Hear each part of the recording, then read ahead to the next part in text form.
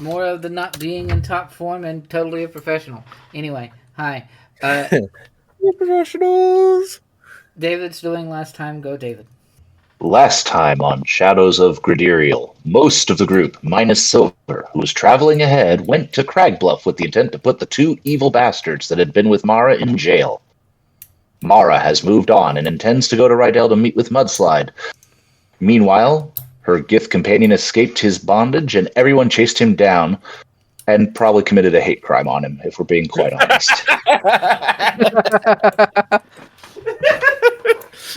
Following this, Silver, with the group now, went to speak to the head of the town, an old warrior dwarf with a fancy painting collection. He gave everyone drinks, save Skunk, who went to get rooms. The dwarf told everyone a bit more about their current quest, and apparently knew some stuff about Bjorn. So we had a nice chat. Like I said, really like his paintings. Back at the tavern, Skunk met and played with a dwarf child and even cast Fly on him. Not responsible, but fun. Later, Skunk tried to talk to Silver to apologize, but she didn't want to talk to anyone at the moment. The end of the session saw most everyone heading to bed. Silver stayed up. And then an old, wizened dwarf man entered the tavern with a magic aura about him. And so far as my addled brain can remember, that is where we left off. Yes. I love how your little play-by-play was totally exactly what I wrote to you like a week ago, except for the added tidbits that you put in, and it was great. Like the bit about the hate crime. Yes. I assume that was an addition. Yeah, that was a David original. Yes. That was a good original. Me appreciate. It's slightly better than the time that I gave him a play-by-play, and it caused an issue of me a typo that he decided to everyone was aware of. Anyway, Right, I'm just gonna need a recap on that because I don't remember this. don't worry about it. It's fine. David, He meant to write that a person had been turned into ash. But instead, what he wrote was that they had been turned into ass. Anyway, Which honestly sounds worse. anyway, point is, you're correct. point is, yes, session ended with Silver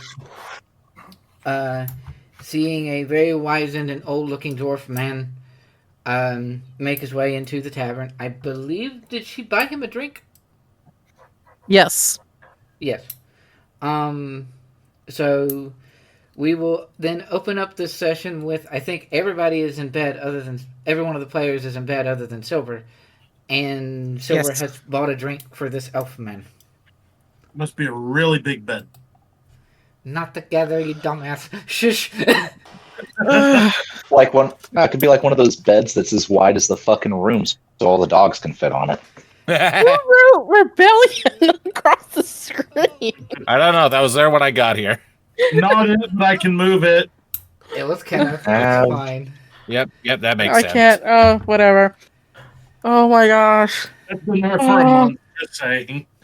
We're in top form today, people. Yes, we totally are. Bye. Yeah, one of us is busy playing League, trying to win against bots and horribly losing. Yeah. This is the way. Is it? Do you know the way? No. Anyway. I know a way. For you. So, yes. Silver has brought a drink for the wizened dwarf man. And, okay. So. Yeah, because he's magical, so. He is. Or at least has a magical aura about him, anyway. Well, she did detect magic and saw illusion? Transmutation, technically. Transmutation, whatever the fuck it is. Yes. And it was like, that's probably a dragon. So, drink. Here we go. Yep. So. Watch him just be a random magical hobo. I will be so mad. Just like a level 20 retired paladin who's running a bar now. No, he wasn't in the. He was not running the bar. He just came into the bar. So I was making a reference to something only David would get. yes. Mm. So he is going to be sitting at the bar and just sort of waiting there, or seems to be waiting. What for? Not entirely sure because there's no one else here. And Other than Silver. other than Silver, yes. And he will. Well, and the barkeep that you bought the drink from. Eh. And yeah, he is going to shush with the meta pigeon. Anyway, he is going to basically be sitting there and appears to be waiting. Does Silver do anything else besides get him a drink? No, that's it. So she's just sitting there drinking herself. Yep. This is very exciting. It is, yes. I'm gonna get more pasta. Eventually, I would imagine, if it's awkward and silence and nothing else happening, You expect it's like the middle of the night. yeah, People are asleep. he will eventually glance in your direction and wait. Yes, you are here. You are who I am here for. I'm sorry, what was that? You are who I am here for. He has horrible. You are? He's looking at you, Silver, and saying, "You are who I am here for." Okay. And you just realized this now after, I don't know, 30 minutes? Yes. And who might you be then? Oh, Strega. Strega. Yep. Strega. Ha. Sega. Well, that's the new name now, Sega. Sure. It is unavoidable. Nice to meet you, Strega. What can we do for you? Or what can I do for you, since I guess I'm the only one here? Yeah, currently. Well, I heard that you had received a mission to travel north. Yes. And how would you know this? Magic. I swear if he says magic, I'm throwing the tankard at him. Well, I guess you have to throw it at Kenneth then. No, I was just making a joke. Yes. Ah. Dun, dun, dun. Steel Strike told me. Still strike? And he was the guy that Yes. the group went and talked to? Yep. So, can I presume that you are the, proprietor of this town, sort of say? Yes. Some would say so. Those that know.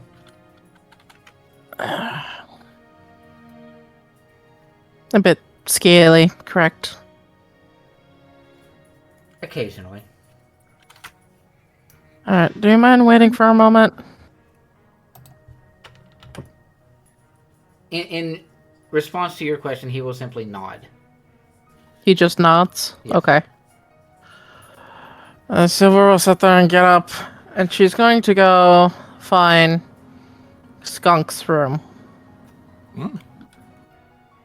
I believe it's established that Skunk kind of shares a room with Bjorn at this point. Probably, yeah. Okay, she's gonna sit there and knock on their door. One second. I'm right. Bjorn rolls over Okay. in his sleep and grumbles. Knocking. Skunk opens the door a second later. Yeah, what is it? Oh, Silver. Come on. What? Come on. Just come on. Okay. She heads back down to the bar. Slightly concerned, Skunk follows. You know that thing that some people do where they're like making the glass whistle with a wine glass, like running their finger around it, making it make noise? Yeah. Old Dwarf is doing that when you come downstairs. Oh, okay. It's okay. I know what you're talking about. The Yep. noise that he's making. Yep. Like, Skunk will kind of like yeah, pretty much. Silver will look at Skunk and kind of gestures to the old man and be like, "He's someone you might want to talk to." Oh, is he dragon? She nods. Okay. Thanks. I'll give her kind of a sheepish smile and then go waddling over, I guess. No. But you're a tiny one. Hey, I'm tall for kobolds. You are. So, did Silver mention at all anything regarding... Nope. Nope, not at all. Okay. Is Silver still there? Yeah. Okay. All right. Well, and Skunk will, I guess, pull out the mirror. It's glowing, And- by the way. Right. And remind me, it normally doesn't do that, but then it started doing that with Ozza, right? Yep. Okay. It Here we seems go. you have been on the hunt to be close to dragons and learned that in close proximity to a dragon, it glows. That is Right. an actual dragon, not like a dragonborn or some such. Right. So I will just kind of look it over for a second and then hold it out to him. So I found this thing in some old ruins way down south in Gradiriel, and I've been trying to figure out what it is. We talked to one of your peers about it not all that long ago, and we were able to discern a couple things, but we're still kind of stumped.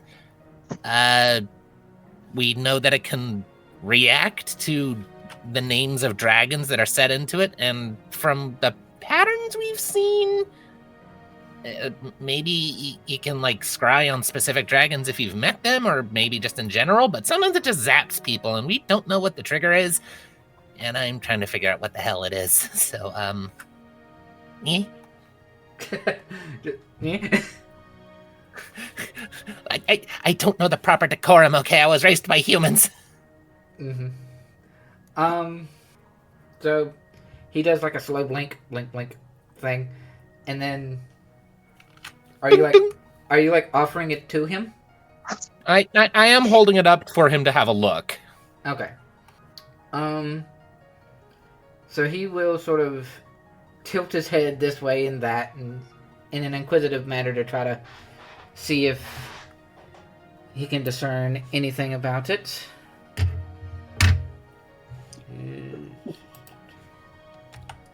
Sure. El boop. Oh, cool. That's a good roll. So he sort of tilts his head this way and that way for a little bit, and then holds his hand up as if to ask, "May I hold it?" Skunk just passes it to him. That's kind of what he was trying to do with it in the first place. Yes. And then he'll just sort of hold it for a little bit. Just look at it. You see, actually, perception check for both Silver and Skunk. Whoop. 21. Perception? Perception, yep. Nice. So, very briefly, his eyes will change color, and the two of you will both notice. They go from being sort of this dark brown, more natural dwarven colored eyes to a not exactly silver. It's very murky silver. It's sort of one could call chrome as a color that is silver. It's darker silver. So gray. Yeah, very much gray. Or dark iron. Yes, I like that.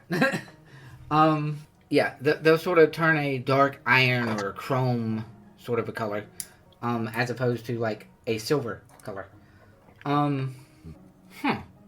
Extremely magical device. Would allow you to track dragons, talk to dragons, see dragons. We have kind of deduced that, but we don't know why it zaps us sometimes, though. It is partially asleep. When fully awakened, it will be less likely to hurt you. Huh. Interesting. Shot in the dark, I don't suppose you happen to have any idea how to wake it up. Well, could be a number of things. You didn't find it at this point, did you? What? You didn't find it awakened like this. You found it sleeping completely. I mean, when I found it, it was, like, occasionally, like, I'm not exactly sure when. It could have been when I found it. It could have been before or after. I don't know. I just know that I had it for a little bit, and then eventually I just noticed that, every so often there would be, like, dragon just showing up. Do you think of dragons a lot yourself? Every so often. It hasn't been as frequent of late as it used to be. It was a much more common occurrence a few years ago. What awakened it to the point where it is now? No idea. I just kind of carry the thing around and it just does its own thing. Remember, we did breathe dragon fire on it and a rune popped up on it. Oh, right. Yeah, that. At one point, the peer of yours I mentioned a second ago, we asked her to breathe some fire on it to see if that would do anything cool, and it did. And now it's, more temperamental, I guess? Do we just need to go around collecting dragon's breath on it to awaken it or something? Gotta catch 'em all, dragon breath.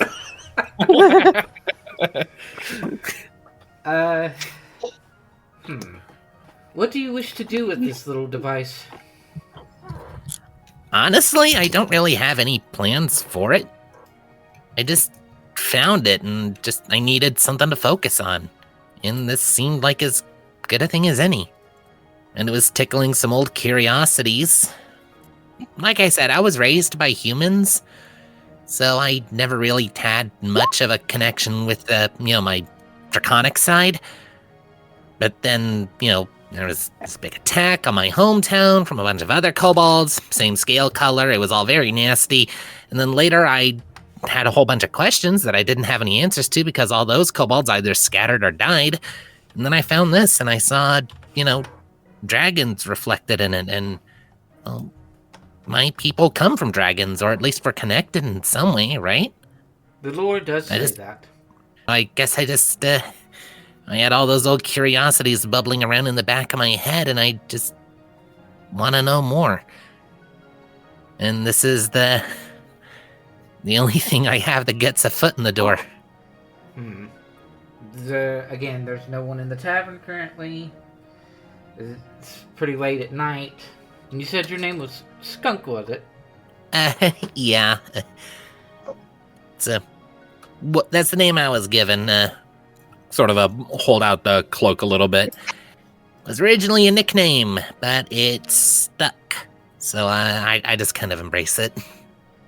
Well, I can't very well use dragon breath in this form, but if you and your friends are journeying north to be rid of this blight on our local lands, then maybe as part of the reward I can see if my breath will have any effect on it.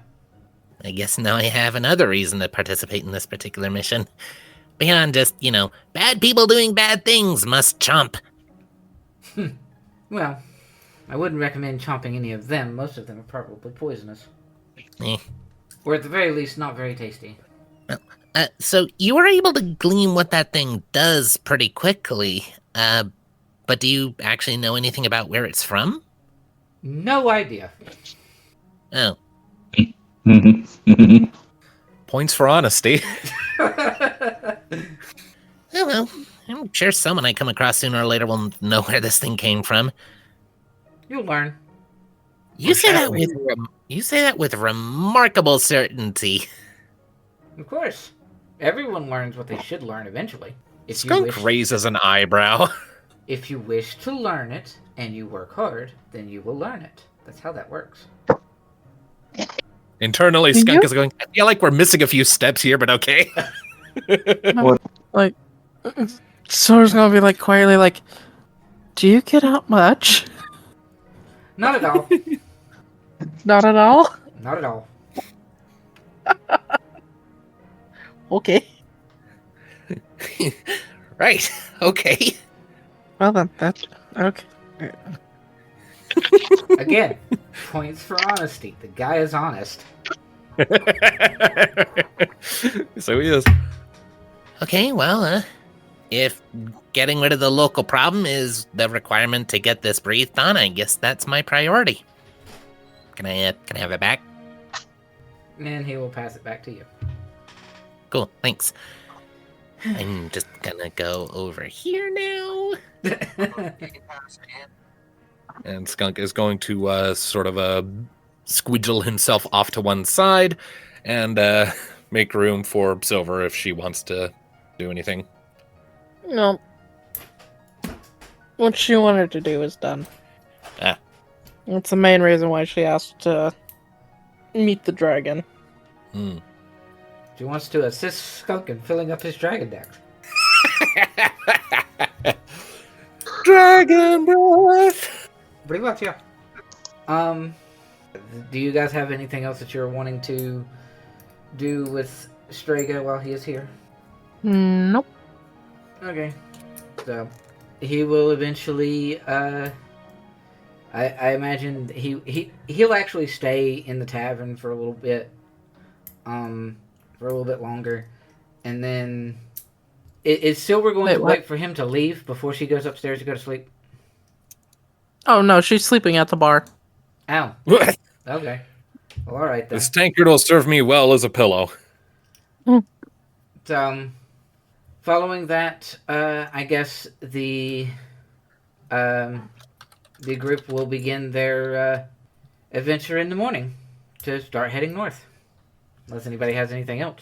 I mean, we know what Skunk wants to do, but he's respecting privacy for the time being, so... Mm-hmm. Yeah, and I guess we're gonna just jump. I mean, you're going to start your travel north at the very least. So... Everyone wakes up. Let's start there. Yes. Yeah. Everyone is waking up and is going to be making their way down to the tavern itself. Those that are not asleep on the counter. And anybody The barkeep pulls up Silver by the ear. It's like, is this yours? No. That'd be funny. It's There would funny. be no barkeep if he did that. Not for long, anyway. It'd be like, fireball. I didn't ask for the dimensions of the room. I said I cast fireball. God. Yes. So, yeah. If no one has anything that they want to say in the following morning, it's basically going to be confirming the direction that you're going, and heading north. You're going to begin your trek north, unless anyone has anything else they want to say. No. I guess. Though along the way, Yong is going to actually sort of step up next to Cad, and however the fashion in which all of you are traveling together. Maybe some steeds are involved from the two paladins. Who knows? Rupert is definitely present. Yes. Gradiriel is pointing with 2 fingers straight up on either side of his head, and he's just walking. Why? You know, like antlers? No. Oh. Anyway, Young is going to step up next to Cad and just be like, hey, I know our journey up north is probably not going to take all that long, depending on if we can find the place. But would you mind if you and I swap watches this next watch? I want to talk to Oak for a little bit. Yeah, of course. That's fine. Okay. And then Young is going to step up to Oak, and because I don't want to have an NPC conversation with myself, she basically has the same sort of conversation, mentioning that she's going to swap watches with Cad so that the two of them could have a chat in the night privately. And then she will step up to Silver and mention it to her as well, because communication, making sure people are aware of things. She's going to step up to Silver and be, hey, Silver? You mind if me and Cad swap watches this next time so that I can chat with Oak for a little bit? About? I just have a couple things that I want to get his opinion on and thoughts on. Yeah, that's fine. Okay. Did you really sleep downstairs in the tavern? Yeah. You don't have to say if you don't want to, but why? I'm not doing okay? And then she will step away. And then trek continues northward until you're a little bit closer to the mountains. And then, unless anyone else has anything that they want to say, we can have some watches. I'm not going to do the NPC conversation again because that's annoying.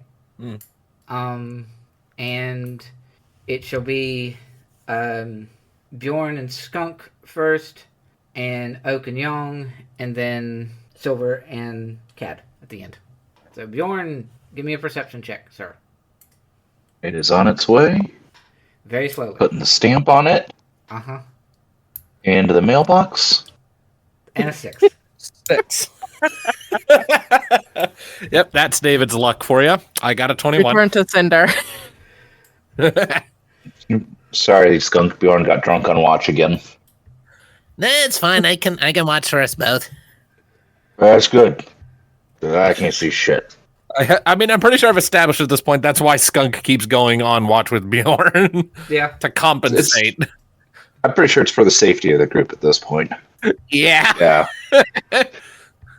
Bjorn Like, ain't done a damn thing. I literally cannot roll less than 21. So Yeah, exactly.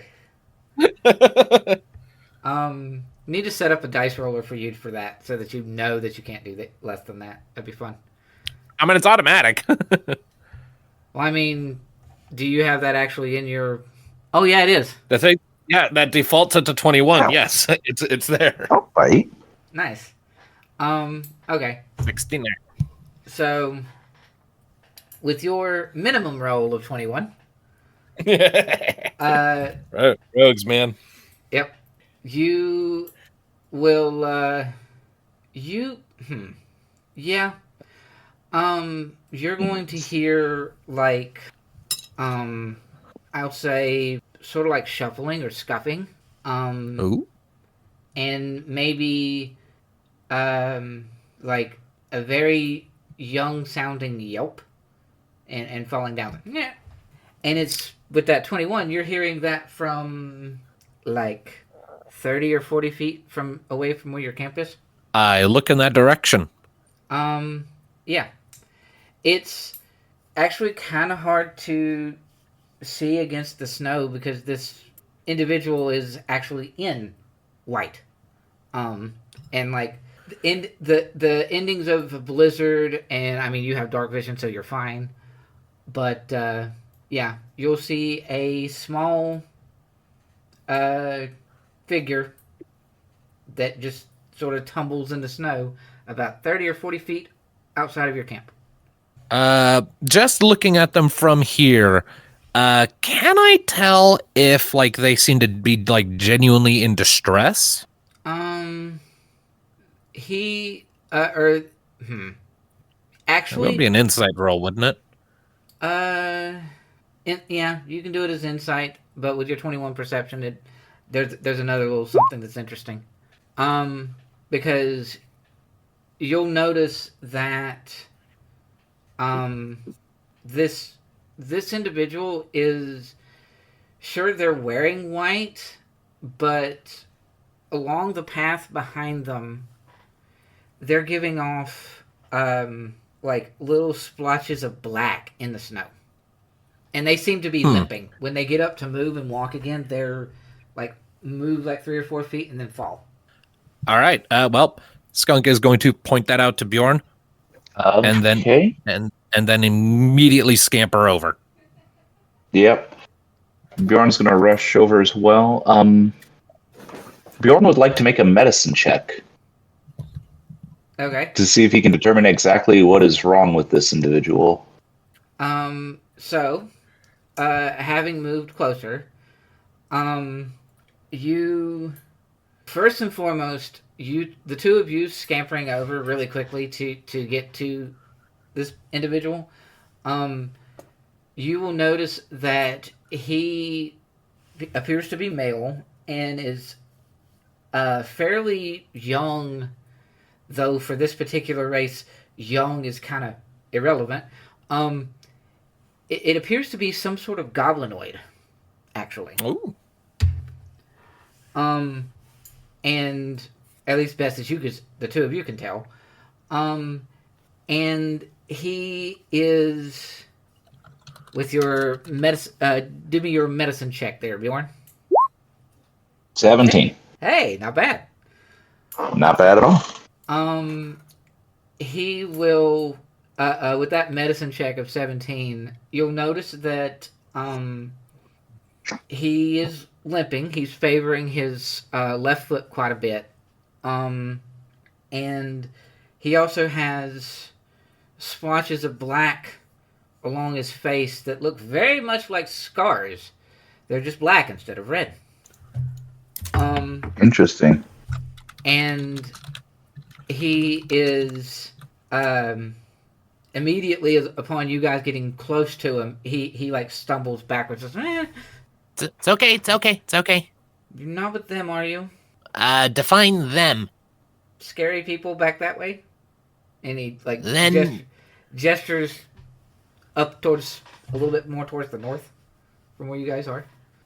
No, we're not with them. You don't need to worry about that. I'm pretty sure we're here to stab them. Yeah. Is it like snowing? Is it like snowing hard right now, or is it like clear? What's the weather? It's sort of a light snow. They're not like a blizzard, but is still very apparent snow. Right, and we have a campfire, I'm assuming. Yeah, you would. Then we take this one back to the fire then. Yeah. Okay, come over here. Let's get you out of the cold. We got a fire over here. Yeah, I saw that and wandered closer. And he tries. Probably a good idea. Don't want to go freezing to death. He tries to get up and then he'll slip again, and then tries to sort of limply make his way in the direction of the fire. Hang on, I got a thing here. I would like to put a hand on this. Like this, is like a kid-ish, right? Yeah. Okay, gonna put a hand on their back and go. I'm gonna do a thing, and it's gonna put us right by the fire. Okay? Now you don't have to wear yourself out. He just nods. He's extremely shaky when you put your hand on his shoulder or some such. On his back. Yeah, he is very shaky, perhaps from more than just cold. All right. I will cast Misty Step to take him and I over to the fire. Okay. So since you have your hand on his back, and then Misty Step teleports, and you're over there. Give me a dexterity save, if you would. Uh-oh. Luckily, I am good at dexterity. You are, yes. 14. Okay. Which means I rolled a 4. Yeah. So you get all the way over there, and he like yelps and stumbles backwards as soon as you get next to where the fire is, and because of your high-end perception and because it's silence of the night right now, you hear a very distinct like a crackle of electricity, and he glows for a brief second, and then it goes away. Whoa. What? Okay, I'm just going to assume that is something you didn't know about. I'm sorry. Did it? No. It's okay. You're wounded. It's okay if you're a little fuzzy brained. Bjorn, what do we do with cold people? You've lived in snowy environments. I haven't. Beyond getting them warm, what's the procedure here? Just a blanket. We should probably take him in the tent, get some hot chocolate. Good Warmth idea. really is the thing. Okay. Just gonna pop off my cloak and throw it around the kiddo's shoulders. Here you go. I'm gonna say Bjorn's gonna go wake up Oak, because I think Oak's probably gonna be the best suited to actually look at the injury. Probably. All right. So I'm gonna go wake him up. Okay. Let's just hang here by the fire for a bit. He's gonna go get another friend. Once we get you more properly patched up, we can head inside, get you some hot chocolate. How's that sound? You're not allergic to chocolate, are you? Sort of thinks for a second that I don't think so. Well, that's a good thing, because that's basically the only hot thing we have. And he is more interested in the fire currently because it's warm. Yeah. So what's your name? and then for a second he's like seems confused, and then Evlash. Evlash. Evlash. All right. Okay, that does not agree with my face shape. Are you okay if I just call you Lash? Or Ev? Okay, sure. I got a long face. It doesn't always work well with some pronunciations. Look at this, and I just kind of like mouth a bit at the air. It's a miracle I can speak common. He sort of blinks for a second, and then it's Kobold, right? That is what I am, yes. But a nice kobold, and a taller one. Tall but skinny, and nice, I try to be. Being mean doesn't exactly get me a whole bunch, you know? Or anyone else for that matter, it's just mean. And then he just sort of sits and loses himself in the fire for a minute. And I will keep him company while we wait for Bjorn and Oak. Yep. Bjorn, it's easy enough to wake up Oak. He's not exactly a super heavy sleeper. So he'll sort of, huh? What? Watch already? What? No, we've, someone's come to camp. They're wounded. Oh. Need you to take a look at them. Oh. Okay. And he will, make his way out of the tent and see this little goblin-looking individual. And, he immediately, will sort of realize that there's, the bruise, the cuts and the bleeding or what would be bleeding, it's just black. And he will do his own medicine check. See if he can ascertain more of what is going on. Yay for being bard and cleric and having a massive medicine skill. Boop. Yeah. Well then. Good God! 35! Okay then. Well then. He knows whether or not this kid has liver disease. It's like it just takes one look at this kid in low-light conditions for a quarter of a second. It's like syphilis. He's just standing there literally using x-ray vision on him. It's like, okay, so you now have X-ray radiation poisoning, so I'm sorry about that, but your diagnosis is you are hurt. Yes. Diagnosis equals parentheses. Hurt. Anyway. So he will sort of lean down to the kid who is visibly a little bit shaky about Oak, although you had said that, you were going to get somebody else. So he's not as scared. And then Oak will sort of look him over. Okay. Well, he does have scratches and wounds. I think his leg may be sprained, if not fully broken. I can't be sure precisely what hurt it. Looks like blunt force trauma. Yeah, they hit me with a club. Okay. And,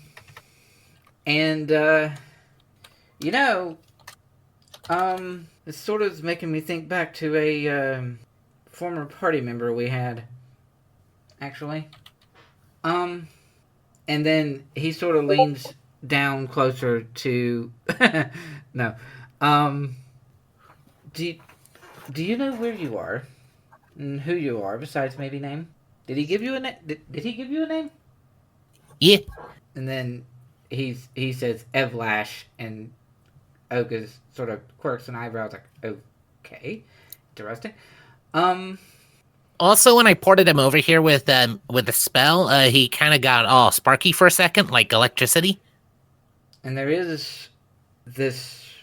He's very gentle with the kid to not, like, really get too up in his business and hurt him or bother him. And then do you remember anything of what happened? What I can only assume you came from somewhere up north and you somehow got away. Yeah, barely. I think because they just forgot about me. Or maybe they thought I was dead. I don't know. If they're doing all of this body modification stuff for the sake of science, then they are not good scientists. Like, terrible ethics notwithstanding, people keep escaping and they keep misplacing their... Yeesh. Uh-huh. Something might be going on there. Some very shit lab conditions and bad practice. I don't really want to go into details just in case it brings out some sort of trauma for him, but just on what I can sort of glean from his wounds, I have a vague idea of what might be going on there. Okay. So, what you need warmth and you need rest, probably. So... Can't Bjorn lay on hands? And that restores hit points? Yeah, this is true. Yes. And this is like right before we go to bed for our long rest, so if ever there was a time... Yeah. Let me see here. I can restore total number of hit points equal to my paladin level times 5. I don't think he'll need that many hit points no. back. No. Like level 14? Yeah. So, I don't know. We can give him 10, 15 hit points back, see what it does. I mean, yeah. Restorative... Or just keep going until his... Restorative properties of the magic. I will say that he's not bleeding anymore, though he still has the places from which he was bleeding on him. And his limp is mostly gone, probably, with that much amount. And he's probably... If he has any hit points at all, it's over, 1. He probably has, 4. Right. Level 1. Just level 1 peasant shit. Yeah. So You cast a 9th level spell on a 0 level peasant. That spell is for killing demons. yes. So yeah, you Got it, my gamer's quote for the day. you definitely help him out rather quickly, and he sort of perks up a little bit from that. He's like, ooh. It's candy. So you said something about hot chocolate? Yes. Our Inside. hot chocolate cannot leave the interior of the tent or just kind of dematerializes. But yeah, it just spawns the stuff. And he will go inside, and he has the aforementioned, wow, as he looks around. He will find him a place with hot chocolate and just sort of sit down, and he's doing much better. he may or may not fall asleep shortly. Especially with the warmth and the hot chocolate and the feeling not as scared or cold. While he is recovering, I will pull Bjorn aside for a bit. So, what do you think is the over-under on his old captors deciding they want their subject back and stumbling on us and causing trouble? Do you think that's a possibility? I would assume, yeah.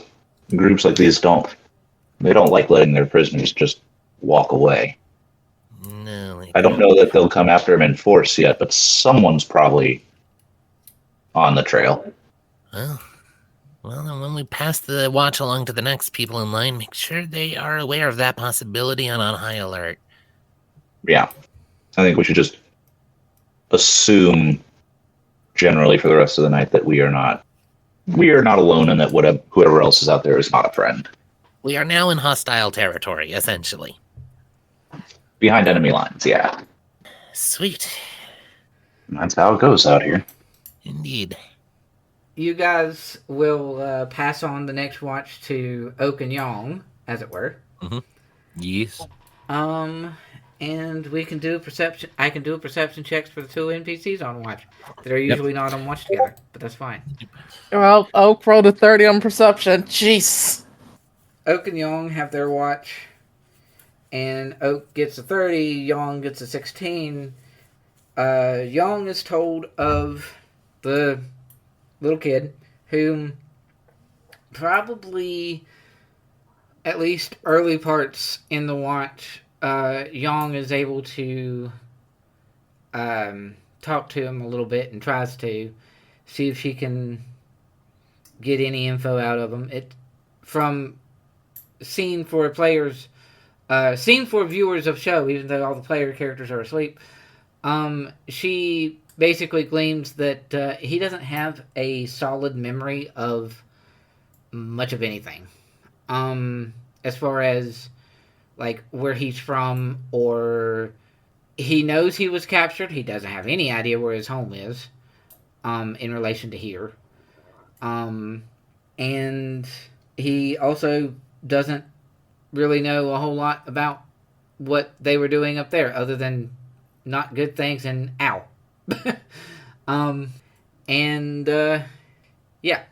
So she will sort of sit with him to try to calm him down a little bit, or help keep him calm, and he eventually just sort of dozes off and falls asleep himself inside the tent.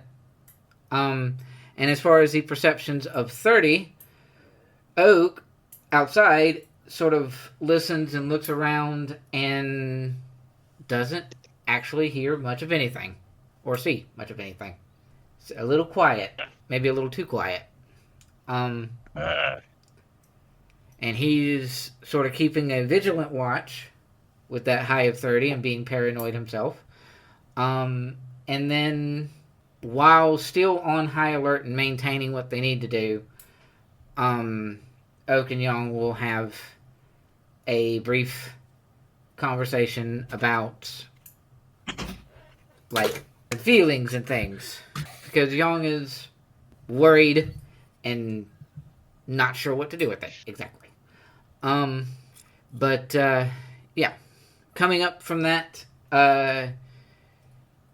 Oak will be the one to wake up Cad and Silver for their watch, and will inform them both of the situation with the small child, whom is now asleep. Oak also, while on his starting up at his watch, did help to try to clean the boy up a little bit, so he's not like covered in black blood and crap. A little bit Who better. wakes up who? Oak is gonna wake up both of them. And Why didn't he wake us all up when a stranger came wandering near our camp? it's a child. Have you heard of shapeshifters? I mean, if there was an actual threat, then yeah, he would have woke us all up. Silver is gonna just look at the kid, and she'll just do a divine sense. Okay. Any hollow spell or Location of celestial fiend or undead? Nope. Okay. She's just going to sigh and lay back down. Well, Oak is, he's going to sigh himself at that. And if, so we'll just go right back to sleep. Yeah, she's gonna try. I think, Therefore, I am. Oak is just going to stand there a moment, and he glances over at Yong, was getting ready to lay back down to go to sleep, and she just shrugs. And she wants to sleep. She wants to sleep. Cad, you can keep an eye on the camp on your own, right? Yeah, I think so. Unless you want to wake her up. She was awakened and she went back to sleep. Yep. If she needs sleep, she can sleep. And Oak also told Cad about the little boy that apparently Skunk is now curled up next to. Okie dokie. Okie dokie. Well, perception check for Cad then. Okay. And what I will do is I will make this perception check at advantage since I'm doing the lookout duty of 2 people. You make it at advantage because of your smell. It's fine. Take all the fun out of my fantasy. I see 14 and I smell 15. So, Cad, you will, be, on your watch. Everything seems to be going well. What is Cad doing specifically on his watch? If it was 2 people or more, then maybe I would do something to pass the time.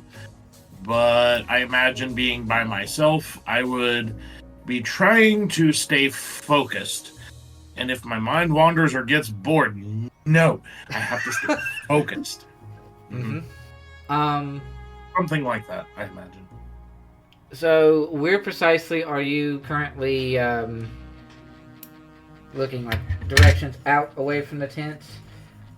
North, in the direction of the place in which you know that you are going. Just keeping a vigilant eye out on all in and around where the tent is. Was that a question or a statement? That was just basically understanding of where all you are looking. Which way does the opening of our tent face? I can't really change that, can I? No. Okay. Which way is it facing? Well, Skunk would have been the one to throw the tent. Which way is the tent facing, Skunk? North, south, east, or west? Flip like coin. Or the other four directions. At the time that I threw the tent, what direction was the wind blowing? South. Then he erected it to face away from the wind so that we wouldn't have a cold fucking draft. So it's facing south. I guess. Cool. I am sitting outside of the entry to the tent, facing forward away from the entry. So I can look left, look right, and look forward, and see everything in the immediate vicinity that could try and paralyze me and go in the door behind me. I'm protecting it. Uh-huh. Okay. So... Cadrill's seen some things. Well, he rolled a 15, so... Cadrill smelled something. You did. Ew. Excuse me. So... Yeah. Well... Skunk, you have perception of a lot. Yes. And a median of... Or a minimum of 21. Even My passive perception is 26. Good God. Right? So yeah, Skunk, you're sort of going to be jostled awake from movement and a light bit of noise because you're going to see a like red a deeply red. Kobolds are usually like what? Orange-ish, scaly of different colors. They're usually like red in color. At least the ones in the player's handbook. Yeah. So you're going to wake up to the shuffling of a kobold that scampers his way into the tent that Cad did not notice because high stealth check. Oh boy. And he sort of scampers into the tent, expecting it to be small and easy to find what he's looking for, and then he's like, "The fuck? What?" Is this kobold armed? Yes, he is. Can I read from his demeanor any hostility? If it was hostile, wouldn't Bjorn's sword be going off? That's actually a good point. Not only does Skunk notice, but as soon as he steps in and gets into the realm of the tent, as it were, Bjorn's sword will go off and wake everybody in the tent up. Or, well, wake up Bjorn. Like, I imagine it glows very bright blue and wakes up, like, everybody just because obnoxious light entering. Or create a ringing sound. Yeah, ringing sound. Like an alarm! Nah, nah, nah. Yes. Skunk growls very loudly. Sort of announcing to everyone, hey, trouble. Yes, along with that. Super Saiyan. So, That's how book 4. yeah. Seeing that and seeing that everyone had achieved, or everyone has noticed that there is now a enemy in here. This little kobold, yeah, you just wandered into a room with a bunch of people that don't know who you are, but they're now all awake because you didn't know they had a magic sword. Knowing is half the battle. So, okay. So everyone wakes up, including Evlash, because he is considered a companion at this point, I suppose. Not to mention the alarm would just be impossible for anyone to sleep, because that's the nature of it. I also growled right next to him, so... Yeah, that too. And he is going to stumble back, sort of yelp, and back away from this kobold individual. And then everyone in the room will awaken and have a chance to do something before this kobold that's entered your area is really going to have a chance to react, because he wasn't expecting. I would like to use Misty Step to part myself behind him and then attempt to restrain him. Like, get him in a full Nelson so that he can't do anything. So, grapple. Pretty much. Go for it. Alright, how do I do that? It is going to be athletics versus his athletics or acrobatics. Well, he can have a fun trying to beat a 32. Good God. So yeah, you achieved grapple. Good job. I will whisper in his ear in Draconic, if I were you, I would not try anything. Intimidate, I guess. 19. Okay. The dice love me today. Clearly. Okay. So he is now looking around at the current people, and he's not doing anything because kind of can't. He's kind of grappled. What's everybody else doing? Oh, Cad, you're gonna hear this commotion going on from behind you. You what now? I guess I'll say what I'm doing. Sure, get up, glare angrily, goes to draw her sword, stares at the kobold and Skunk, decides against drawing her sword, and she'll just like go over to Young and cast Warding Bond. Okay. Concentration up to an hour. or it's not even concentration. It just lasts an hour. Nope. Yep. Okay. Young will sort of just glance at Silver, glance at Skunk, and, well, I guess you got him. Maybe we can at least figure out what he was trying to do. Bjorn, what's Bjorn doing? If the situation in the tent seems like it's under control. Pull, Nelson! Maybe. Based on you can Bjorn's going to run a quick check outside and make sure there's not any other uninvited guests. Okay. Gonna go step out the tent to where Cat is and do a perception check around? Yep. Active patrol. Okay. 7. Go for with the perception, sir. Hey! 21. There we go. You Nice. notice The adrenaline's people pumping. waving at you right in front of you. Ah, nice.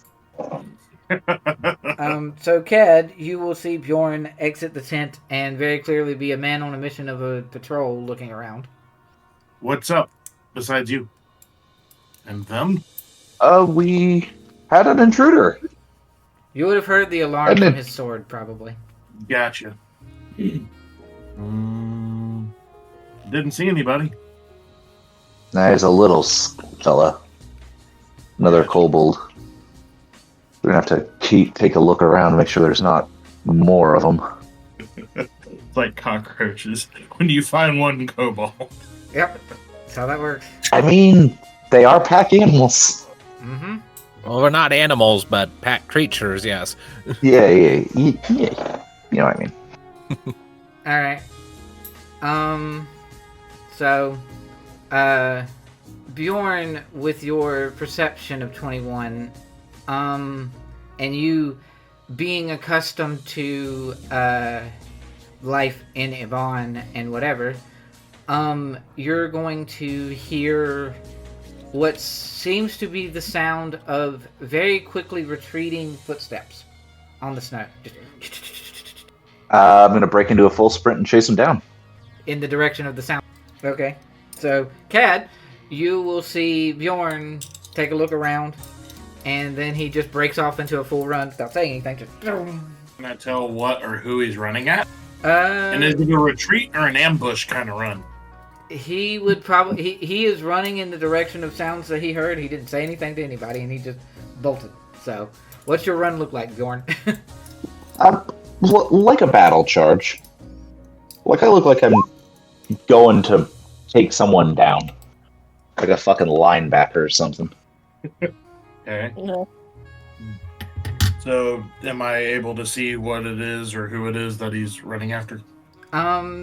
He didn't actually... He heard things. He didn't see anything specifically. And he's running in the direction of the sound. So, no, not technically. Unless you want to make another perception check and hopefully get decent. Because now I have a new point of information. What direction is he Running in. traveling? So, perception. There we go. I see it and I smell their fear. I mean, that would, in this particular instance, probably be accurate. So, yeah. You will see... Now, it's a ways off of the fire, and it's in the middle of the night, and you do not have dark vision. So, for you, it would be, like, small shapes and figures in the dark a decent ways off from where he is running. But you will see figures that he is chasing after that are all... seems to be relatively small and quick in stature. Figures? Like, about how many? 3. Sorry. So, can I... Let's see. And he has weapon drawn, or it's like trying to catch them? Bjorn? Weapon drawn. Right. Weapon is drawn. So, catch mystery thing and pound into snow to prevent movement. Can I take off charging after the nearest one? Sure. Okay. So, Arr! meanwhile, back in the tent, Silver goes back to sleep. That'd be funny, but I doubt it. meanwhile, back in the tent, the kobold that has been captured by Skunk is frozen, at least not trying to do anything or get away. He's pretty well caught. He realizes that somehow this much taller and lankier kobold is stronger than he is by a lot. And he will sort of basically resign himself to whatever it is that you guys decide to do. He did have a club as a weapon that was sort of it was at his hip, sort of set to the side, and then when Skunk growled and everybody woke up, he sort of held it up, and then when Full Nelson grabbed him by Skunk, it dropped to the ground. So he's he doesn't know what precisely, leaving it to you guys at this point, whatever it is you want to do. So, Okay. Skunk, sure. I will look past this kobold towards Evlash, was it? Evlash, yeah. And I will ask him, does this guy look familiar to you at all? Very, very obvious and definitive nod of yes. So, and I swoop over to Draconic. That means you work for the people doing the skin modification, am I right? Silence. He doesn't answer you. He clearly heard you, obviously, but he's not saying anything. You know, it's rude not to answer when your superiors are talking to you. I caught you, now you answer. Intimidate again. Not so great this time, 11. That's not one of the ones that you can do fancy things with. Unfortunately not. Okay. I think you only have that +4 as much as it is because of Jack of all trades. Yeah. Okay. So, he will remain silent, and at least for a little bit, and just eventually, in Draconic, as you have been talking to him. Wait, how long is a while? Like, would you say? Yeah, you make a good point. It would probably be... Yeah. It would probably be apt to switch to Cad and Bjorn for that, because... Or what did you have in your Silver. mind? Yeah. What you got, Silver? I just want to know whether or not I would had time to do something. Yeah, you do. She'll like walk over and pat Skunk on the head and be like, "Good try," and then walk outside the tent. Okay. So... Perception check, Silver. 7. Do I even see Bjorn and Cad running off? Well, Bjorn rolled a 21. It wouldn't have taken him that long to find the noise and charge. Well, off. I'm just saying, are they within... What's the dark vision, 60 feet? Are they still in range of like 30 feet of her? Probably. The little punks can't go away that fast, so yeah, probably. Is Cad in that 30-foot range? Yes. Haste. Okay. Alright, have fun. So what all does that give me again? Move speed and extra You attack? get +2 to your AC. You have advantage on dex saves. And you get an extra action each turn. So you can basically dash 2 times. And your move. I mean, Cat's had haste before, so... Yeah. Right. Well, it's been a while since we had the gray blur. Yeah. So this is like a moment of like nostalgia for you. It's like, oh, I remember this. The skinny boy gave me this power. Once upon a time. Alright. It was a scroll, I think. It was. It was a it's scroll. still Locke who gave it to you. The first one's free. And then the hunger begins. The first one's free.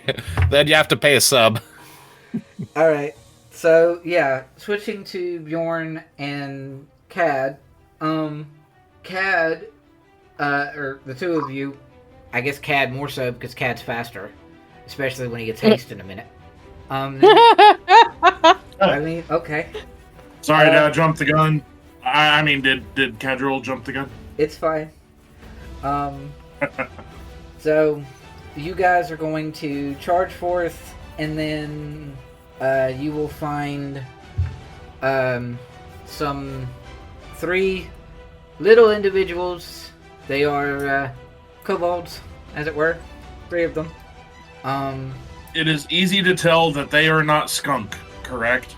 Oh yeah. Well, I'm green and they're probably red, so yeah. Cool. Okay. So yeah, you're going to find yourself up against 3 kobolds. I'm not going to make a map of this because it wouldn't matter. And upon catching up to them, what do the 2 of you do? Also, Cad, you now have haste. Yay.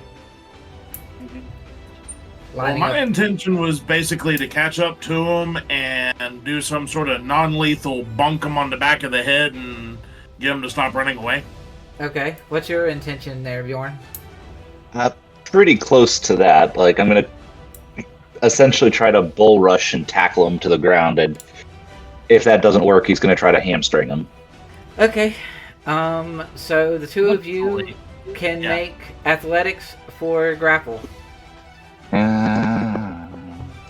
Is that, for me, is that straight or advantage? It's straight because you're not raging. I was, though. Did you rage? Yeah. Okay, then yeah, it's advantage. 16 for Bjorn. I can spend a lucky, right? Yeah, of course you can. And that's an athletics, normal. Yeah, 26. Mm-hmm. And yeah, I've actually changed my tactic. I am going to body slam on top of them, and then when and if that is successful, I will follow through. Well then, so, yeah, okay, dice gods, I see how you're doing. So here's Cad belly flops and a wave of snow goes out and they just surf away. no, so. Crit succeed a skill. So here's the thing. Natural 20 when it comes to skill checks doesn't necessarily always mean succeed. And they're only bonus to athletics or to acrobatics, which is what they're using. Their only bonus to acrobatics is a +2, which I didn't put because I was rolling 2 at once. So Bjorn's gets away because 16 to 20. 2. Yeah. But Cad's does not, despite the fact of rolling a 20. So I'm able to attempt a squash-em-a-call-it on one of them? Yes. So, let me see what I'm doing. As I'm doing that, can I use a bonus action to manifest my echo? Yes. Having him run towards one of the other ones. The one that Bjorn missed or the one that's the third one? The third one. Okay. So, I belly flop and throw all of my weight aggressively down on the one that I was chasing. And then, how is it? Oh, I guess I would wait. I'd need to wait till my next official turn to use another bonus action. You haven't done a bonus action this turn yet, technically. Well, if we say that I manifested the echo as I took off running, and this is a different round, then, yeah, bonus action. After all of my weight pins down on this guy with a very heavy thud, I use bonus action to teleport to the one that was running, and I'm chasing that one now. Okay. Just giving these guys a real bad day. And would haste grant me an additional attack? Technically, yes. It would be 1 melee attack. Which can What be about, subbed for a athletics? grapple, I think. Huh? Can you replace like attacks and extra attacks and whatnot with grapples? It's an attack action, right? It says the action can be used only to take the attack, 1 weapon attack only, dash, disengage, hide, or use an object Okay, then as yeah. an action. Haste doesn't actually give you the action of grapple. Okay. Well, I would have at minimum 1 or 2 swings that I could swing at him, right? Yes. So, let me cancel this. So, can I recklessly try and bonk him? You can, yes. 22 to hit That definitely hits. for 16. Mm-hmm. Are you going non-lethal? Or are you just swinging to swing? Yeah, non-lethal. I'm trying to get him to trip and fall in the snow and just stay down. Okay. So, you tackle, land on the individual that you were chasing, echo, swap, swing, and just send him careening into a tree. Like smacking him in the back and then slinging him forward like your mom's a baseball bat. And let's see. The teleportation takes 15 feet of my movement, right? Yes, it does. Do I have any movement and or attacks left? Movement of 100 You minus the got 15. you got plenty of movement, but I don't think you would have. The grapple took the entire normal attack action. Yes. And then my 1 extra hasted attack was... Kebab. Yeah. Can I spend a Unleash on Incarnation to have my Incarnation swing at one? What action's required for that? Let me check. If anything. Whenever I'm using the attack action, I can make 1 additional melee attack from the Echo's position. I can only do this con mod per rest. So it takes a point of con, but yes, you can. Well, it takes a charge of which I have 5. Yes. My con does not change, thankfully. Yes. So, yeah, and then have him swing at the... One that Bjorn Can he missed. get to the one by Bjorn? Yep. So, recklessly, Wishna. Same thing. And again, trying to get him to careen into something and thud and stop, or down and stop. Okay? So, Bjorn, you are charging after these individuals, and you go to try to tackle to get to one of them, and you miss. He like jumps and dodges out of the way, and as he jumps up to jump out of your way, he gets smacked in the back and goes tumbling forward in the snow and kaput. As Cad just sort of pinballs and knocks them all out. Oh, and my swirling ancestor bros are swirling around the first one that I Tackle. like body slammed into the snow. Yes. Just call them bros. He did, yes. I high-fived him last time.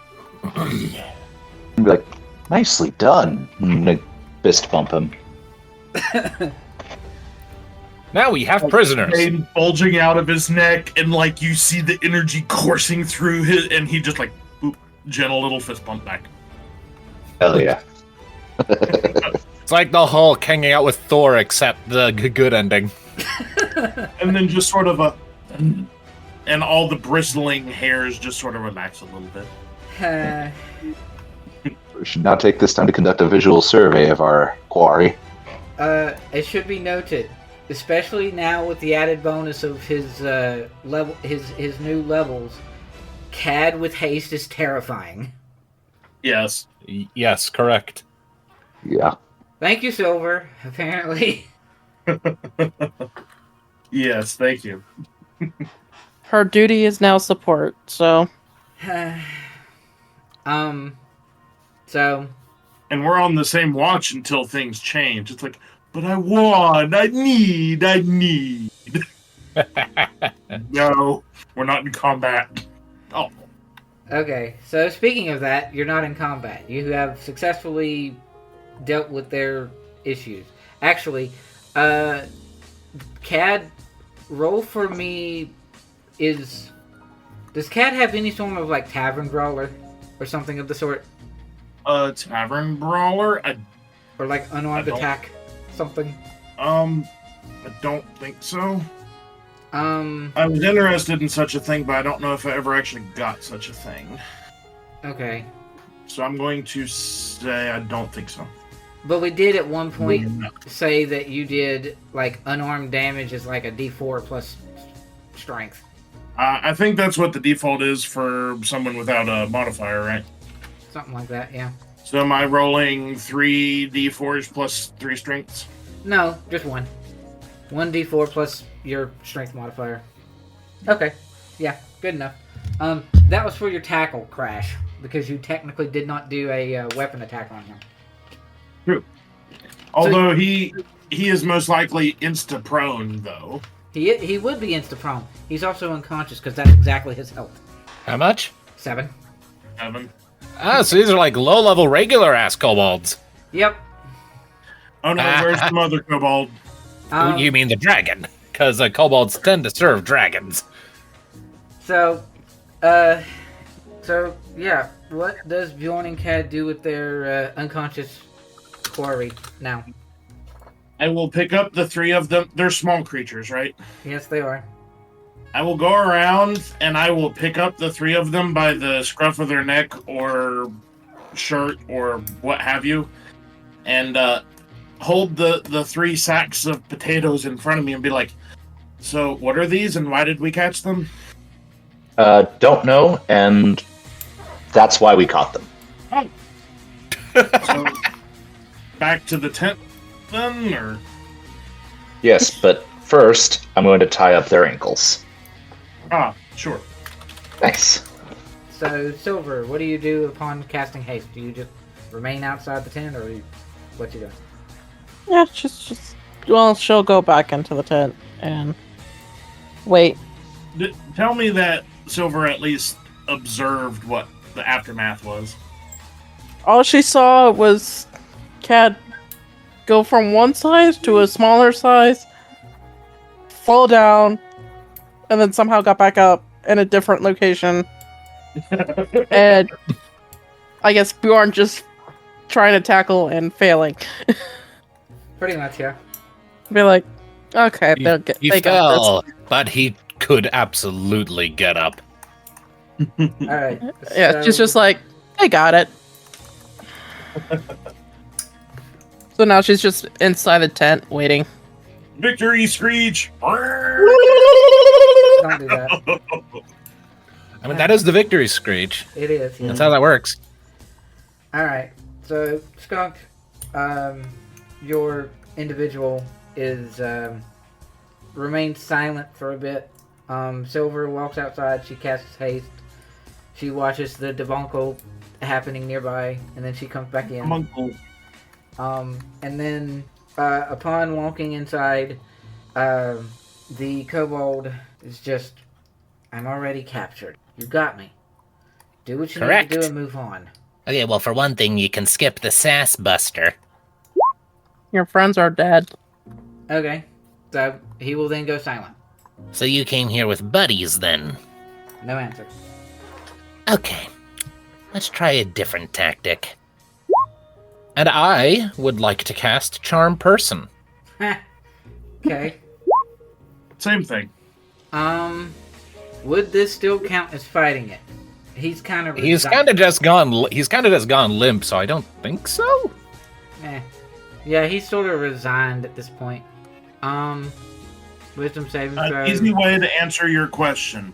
If Cadriel was raging, would you make his rage end?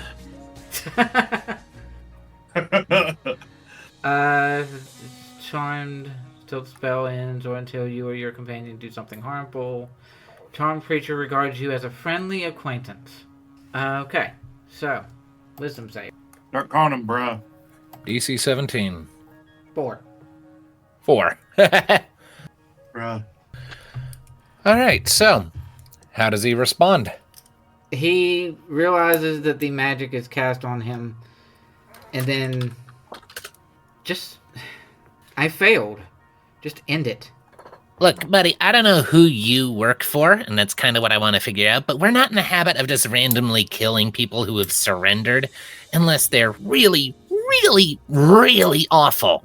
So, if you have any desire to live a little longer than our typical mosquito lifespan, I don't know, maybe have kids someday, continue the bloodline, then quit being a fucking doomer and just cooperate with our questions, okay? So who's the dragon? Dragon? You're a kobold, and you came here in a group. Vast majority of the time, kobolds work for dragons. Am I correct in assuming that your little group is working for one? No, we're not. We're working for Is something he better. Something that can make us all dragons. And I failed. So just kill me. No, I'm not gonna kill you. Instead, I'm going to ask you again, what is this that you're working for that can make you all dragons? Because that sounds incredibly presumptuous of you. He will be quiet for a second.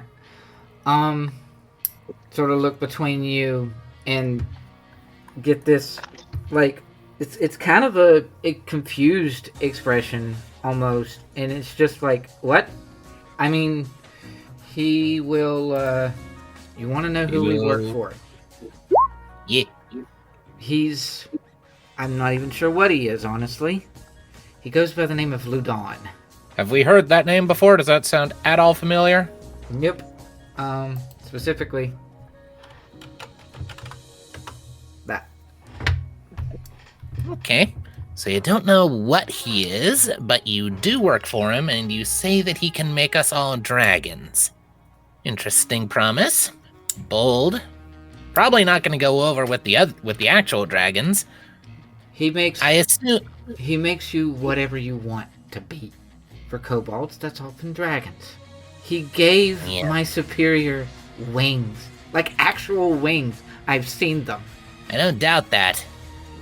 I've seen some of the things that your boss has happen, and I sort of glance sort of at Evlash or as Evlash. Kid. Evlash, yeah. Evlash, thank you. Sort of glance at him. Thing is, though, is it seems like a lot of these people don't want that. They don't know any better. They know themselves, and it sounds to me like your boss is pretending he knows better than they do. And isn't that just so draconic? So, I told you what you wanted to know. Has he expressed to you boys why he's doing the things he's doing? Why he's making you this offer? He wants to make everyone perfect. The best that they can be. And you just ate that right up, didn't you? The things that I've seen him do. He's stronger than any dragon I've ever known.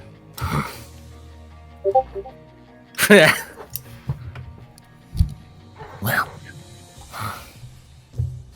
let me make one thing clear to you then.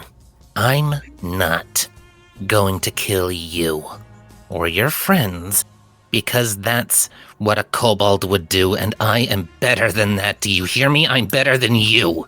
I have a question. Mm-hmm. What would you gonna do if you got a hold of him?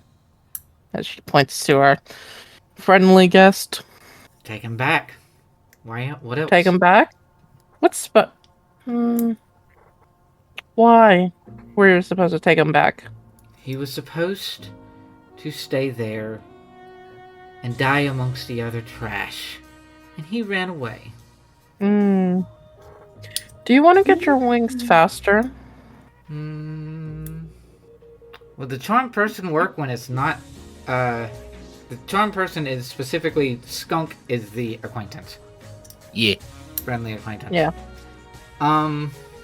Roll persuasion, Silver.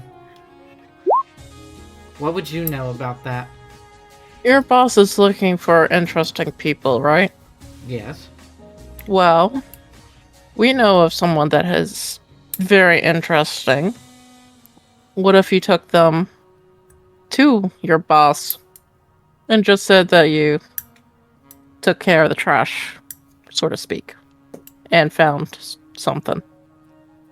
So you're offering someone else to take the kid's place? Well, you said he was supposed to die with the other failures or trash or whatever, correct? Yes. Okay, well, you can just tell your bills that you did that, and you found something else while you were out and about. He seemed to contemplate this for a second. Huh? He seems to consider this for a second. And I'll add, better than going back empty-handed and incurring his wrath, wouldn't you think? I am going to roll a thing. I mean, it's something special, unique.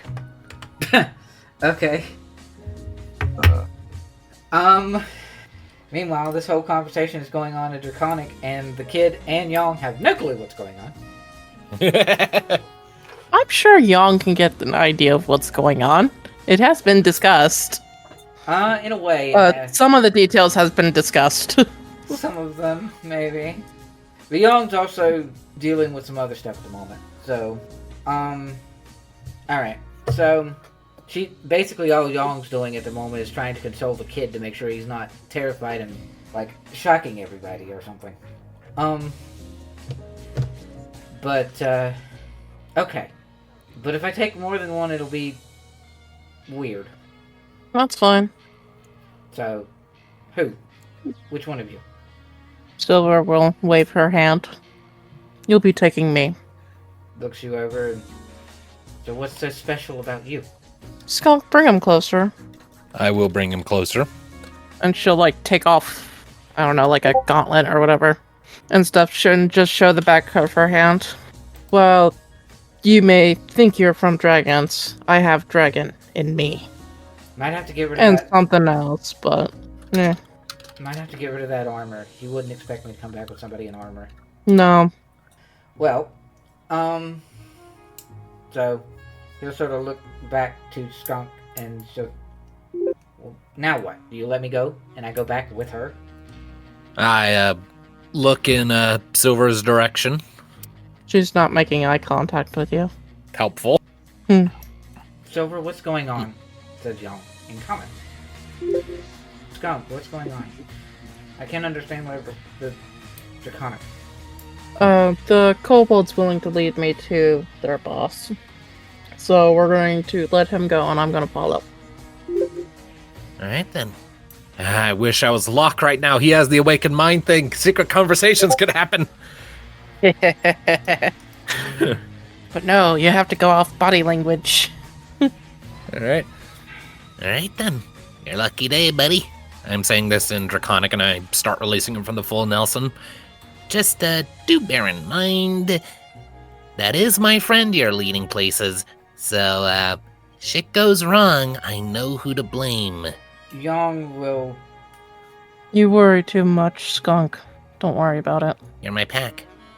It's my job to worry. No, it's not. That's not your job. Maybe not. Can't help it though. Lead on, little Kobold. Young. She eventually will speak up and she says, I trust you, Silver. Just be careful, okay?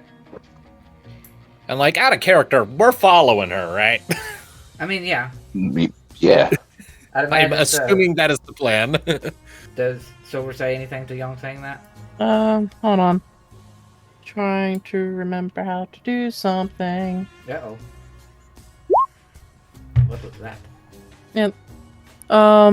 Silver has a complete stoic expression on her face to what Young's comment was. Okay.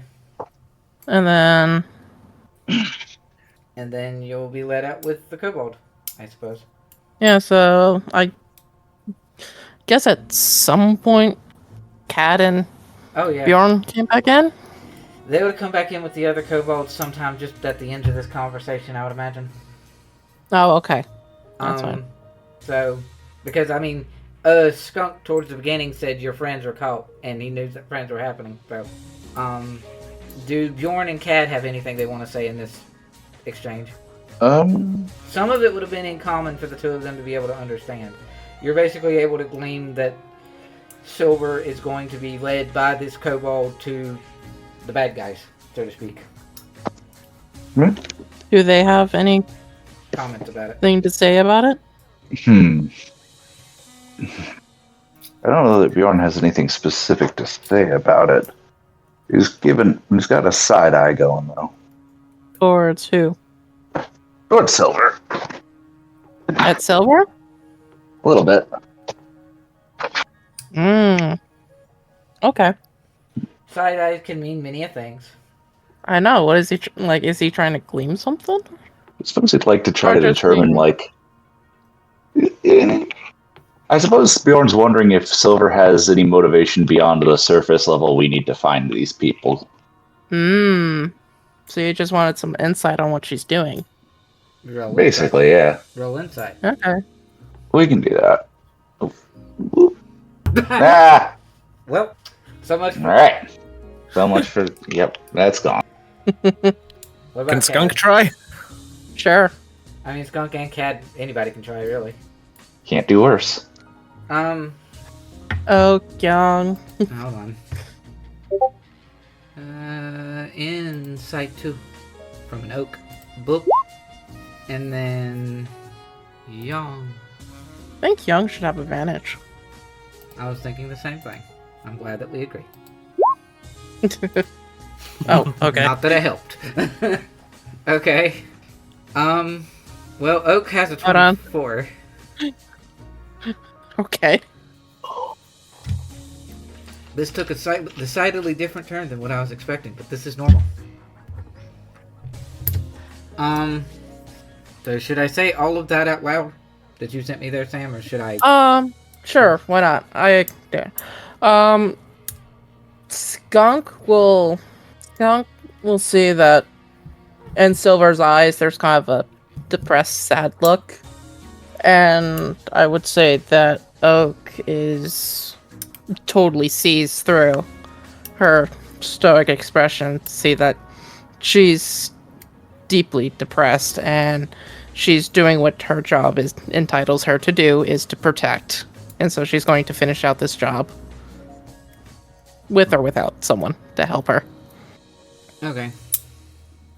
So, oh, and with the 12 insight from Young has no clue. Yep, stoic expression. The north. She will do one thing as they walk out of the tent with the kobold. Okay. She is going to drop the orb that she has behind her.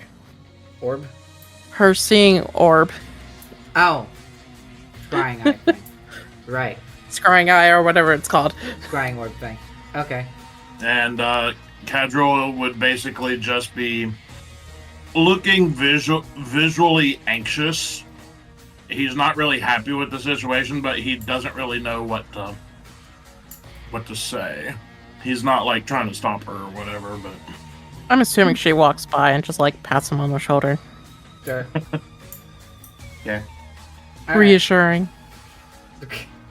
Alright. So, Silver will walk off and... I have one small thing I want to do first. Okay. I'm going to look to Young and say in Thieves' Cant, Haha! Cool. we're going after them, right? Oh, hell yes. You crazy? I don't know. Or, actually, back up. That was my knee-jerk response, but I now have to think of where Young's emotions are at the moment. I was distracted by the Thieves' Cant that I didn't expect. That's cool. I mean, it's established that we both know the language. Yeah. And actually, because of the nature of Thieves' Cant and it being basically speaking in code, but speaking in code, but in common, because that'd be the language both of you know. It sounds to everybody else like you're speaking gibberish of words. And to Skunk, knowing that it's Thieves' Cant, Young's response is sort of, it's like an anxious yes, essentially. It's a worry, a sadness to it, more so than just, oh yeah, definitely. But it is a yes. I just don't know the proper way to word it. at the current moment. But yeah, she would be saying yes in response to that, and she would be extremely anxious about it. Similar to Cad. Anxious, but not really stopping nor knowing what to do with it. Yeah. So Silver is going to follow this other individual. And... So has anyone picked up the orb yet? I imagine Guessing not. Oak is going to sort of look to Young and look to the rest of the party and be like, you know, I believe she's going to be doing something incredibly reckless and dangerous. Yeah, probably. What's this? And I'll pick up the ball. It's a crystal ball thing. Yes. I think you've seen it before, yes. I probably have, but that doesn't necessarily mean Skunk knows what it does. Yeah. You've seen like Silver hold it and her eyes like go white. Yeah. And then mentioning something like, "Oh God, I did not need to see that." That is a thing that happened, yes. So does Cad have anything that he says to hearing Oak mention Silver doing something reckless? Nothing special. And Skunk has the little scrying eye now.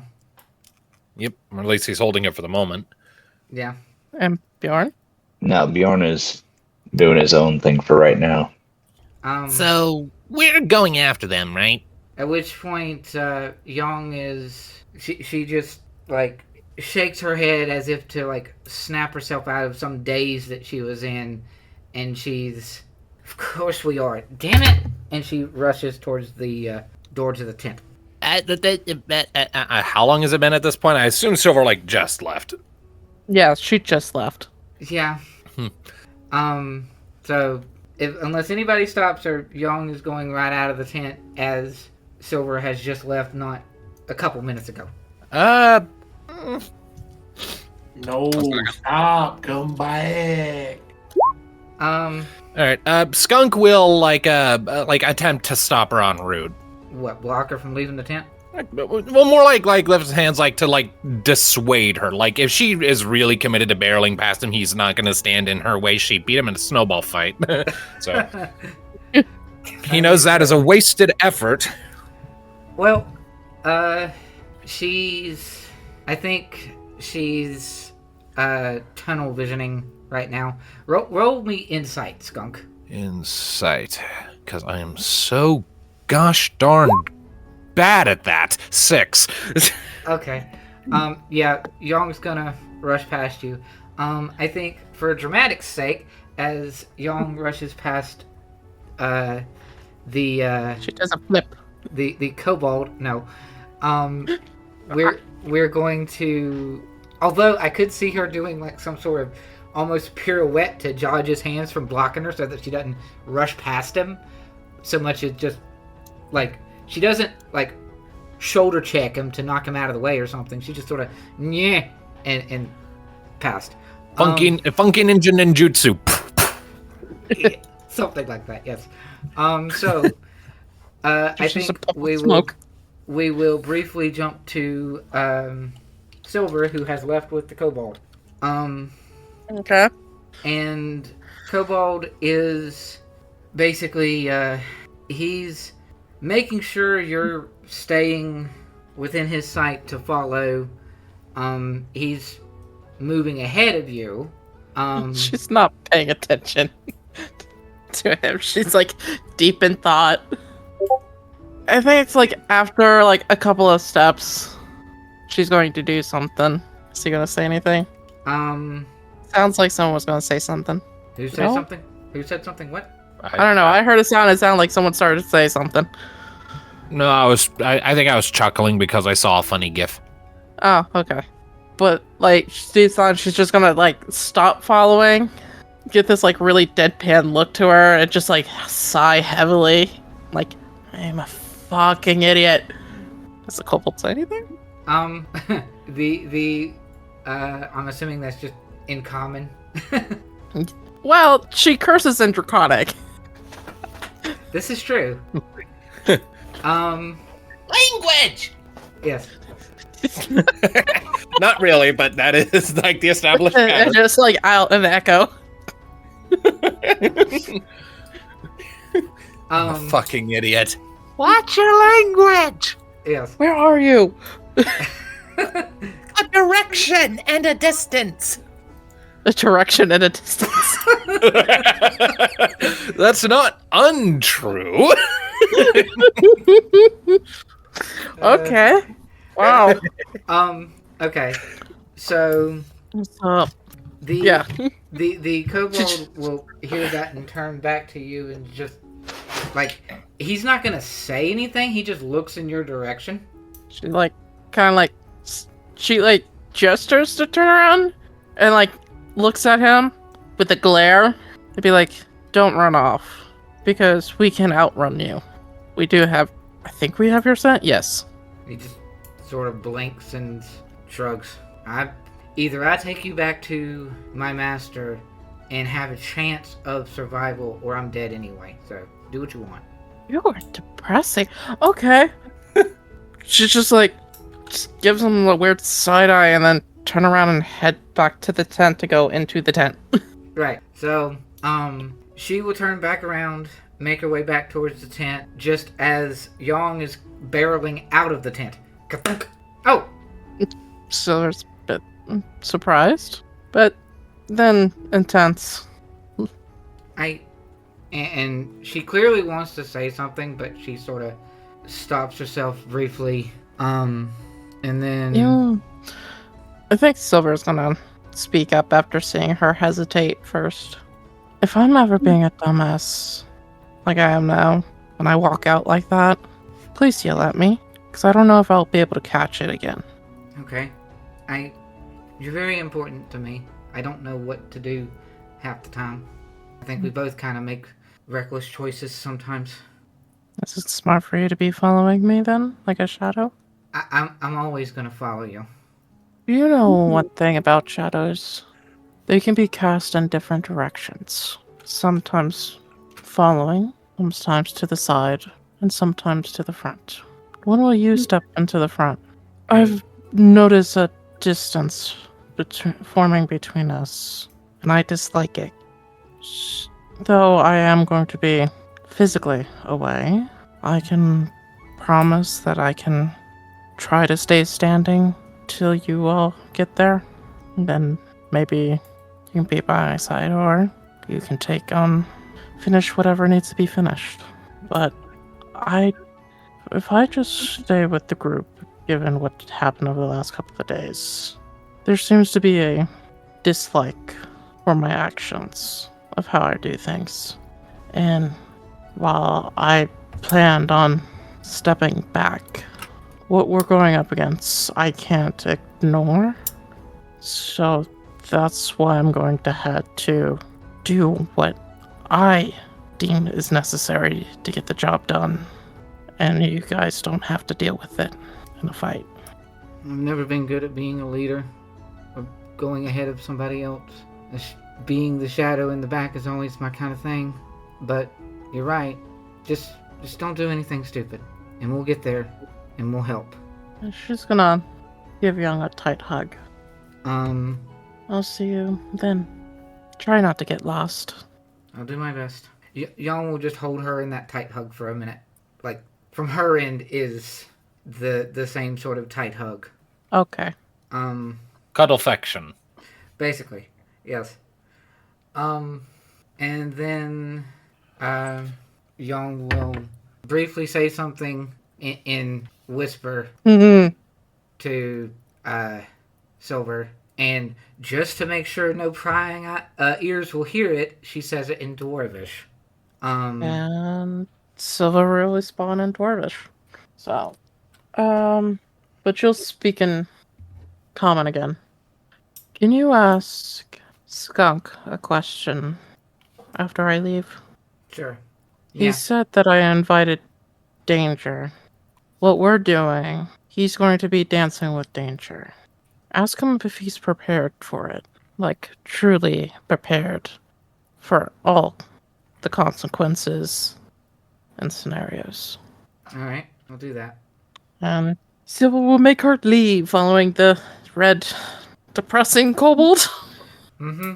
Which, by the way, he was just sort of like not paying attention to your conversation at all, because you, Well- you basically had asked for privacy, but don't go anywhere.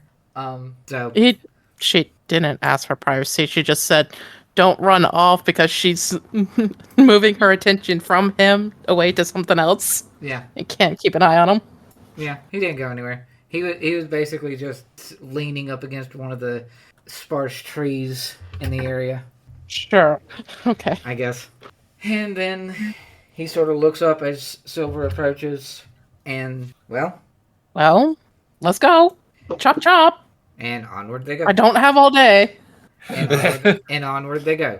In the middle of Come on, the day, sacrifice me to your Aztec god. I don't have all day. I have an appointment at 8. Yeah, pretty much. all right. So Silver will make her way forward, following the kobold. So how long is this trip going to be? It's only like a couple days from the city to the place, and we were like already halfway there. So like a Yeah. day. Yeah, we were halfway. Yeah, we were like halfway there when we got You're our little intruder. yeah. Pretty much the only reason I can imagine this trip taking any meaningful stretch of time at all is just it's mountains. Yeah, pretty much. Those are It's difficult to either traverse. The that or best- it's either that or the place isn't truly specced out Um, on the map. no, not really. Specific spot on the map was like loosely established to be that little X that's right there. You are relatively close to said place. I'd imagine, depending upon how much of a power walk Silver pushes it to be to keep speed. And like Well, I'm imagining it's like the party is going to like wait like maybe an hour yeah, pretty much.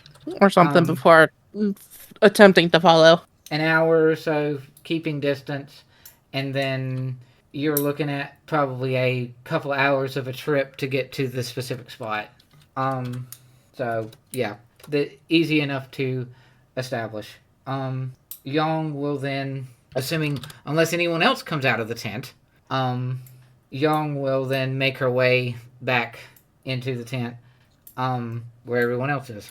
And there's hot chocolate in the tent. There is hot Indeed. chocolate in the tent, and she's And chocolate makes everyone feel better. Well, most people. Okay, so we will follow her at a distance so that maybe a little less likely that we're going to, be caught or something. Right. Makes sense.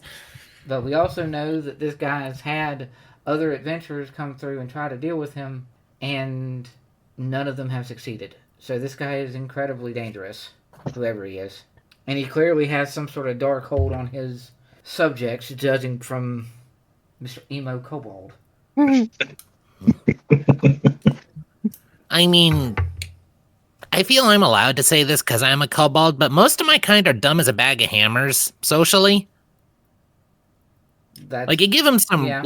some rope, some rocks, some planks of wood in 20 minutes, they'll pull up the most conniving traps you'll ever imagine. But if you try to tell them the difference between a tiefling and a pit fiend, they'll look at you funny and go, "Wanna bang?" They're not exactly bright. well then. Well, they got their priorities straight. We have at base creature level, we have the hit points of a mosquito. We kind of have to reproduce quickly, or we die. 11 days. 11 days. Like you just Okay. straight up like polyamory and like just excessive reproduction is just a thing in kobold society because you die in 11 days. Well, By that, like by all of those metrics, Skunk here is a fucking elder. I mean, I tended to favor the mindset of what 5th edition did, which basically said that none of the races that had super short lifespans had super short lifespans anymore. But I mean, it's not so much that kobolds' lifespans are super short; it's just that things kill them when they're young all the time. yeah, fair. Yeah, so they believe they have short lifespans. Yeah. Fair. They are. Like a kobold who gets really fucking lucky or just leaves the caves might make it all the way to 100. Yeah. Either Wouldn't way. bet money on it, but maybe. Kobolds Would you can bet be like money this on me? scaly. Kobolds can be like this Yeah. scaly version of rabbits. Mhm. Okay, you see, you do not want to put that information into E621. Anyway. Mm. Regardless. So how many people here got that joke? Uh, Keep it that way, my friend. Keep it that way. um, I'm guessing by the laughter that Knives gets it. I do. Anyways, carry on. yes. So, Young is basically going to sort of sigh and just kind of kaflump on the floor of the tent with a hot chocolate and just sit there. In thoughts for a minute. What was the name of the kid in the tent again? Lash. It was Evlash. It was Evlash. Evlash, yeah, there we go. Ah, all right. and for purposes... I will point at Evlash and go, so what do we do with what's the strategy with Evlash? We don't have any means of portaling him out of here, I suppose. No. No, and he certainly can't go with us. I mean, in theory he could, it's just that would be a really bad idea. So someone is going to have to go back with the kid? He's a map. I mean, Hmm. I will look at Evlash. Do you by any chance happen to know how to fight, like, at all? No. What? Well, you're gonna learn. What modifications, if you don't mind saying, did these guys do to you? Do you know? Not really. All I know is I don't remember being born with the ability to zap people with electricity. Well, tell you what. And I will take out my last remaining dagger, and I will, let's see here. Where's the button I can use to remove things from my inventory? I will take out my last remaining dagger, and I will hand it to him. Here, for self-defense purposes. I don't know if it's viable to send someone with you back to Kragbluff, given the timetable we're on, but in the event that we wind up not being able to go with you the full way, you can use this to defend yourself, and I would encourage you to figure out how to tap into that zappy zap. Like, you never asked for it, but in this situation, it can only help you defend yourself if shit goes awry, you know? He nods. Okay. So you're going to go after your friend, then? Well, we gotta. It'd be a pretty bad pack if we just let her run off on her own. What? I try to find my way back to... I mean, I don't like the idea of sending you back to Kragbluff without an escort. That seems rude. I don't know. But I don't like the idea of splitting up the group either. If things go wrong, it's best if everyone's present. I'm not cut out for this tactics shit. Oh, Rupert could take him. Can Rupert be far away from you? Don't see why not. I am double To checking. the best of my knowledge. I am double checking that. And it does not say anything about it disappearing if it's out of range. The only thing is that if it's out of range, you can't communicate with it anymore. Oh, okay. No. It just means Bjorn will have to walk the rest of the way, but he's got to work on that beer gut anyway. He also needs to work. He also needs to work on stealth and a bright, shiny steed. And steed is gonna kind of stick out. I don't know how good Bjorn's going to be for stealth anyway, but yeah. Yeah, I know. I mean, in theory, I could make you better at it by casting invisibility on you, but I only have so many spell slots. Yeah, save those for causes that are not yet lost. All right. So, I guess Bjorn does find Steed, and your little charge gets a ride to the town. Bum, ba-da-bum. Glowing Elk shows up to the city gates, be like, "I am here to drop off one kid. Here's the kid. Goodbye," and disappears. Like, fuck. Just in a poof of like mist. Pretty much. He's the chosen one. Dun, dun, dun. That I actually really like that. That's very clever, Sam. to get him out of there. Okay, so you guys would set that up and do that.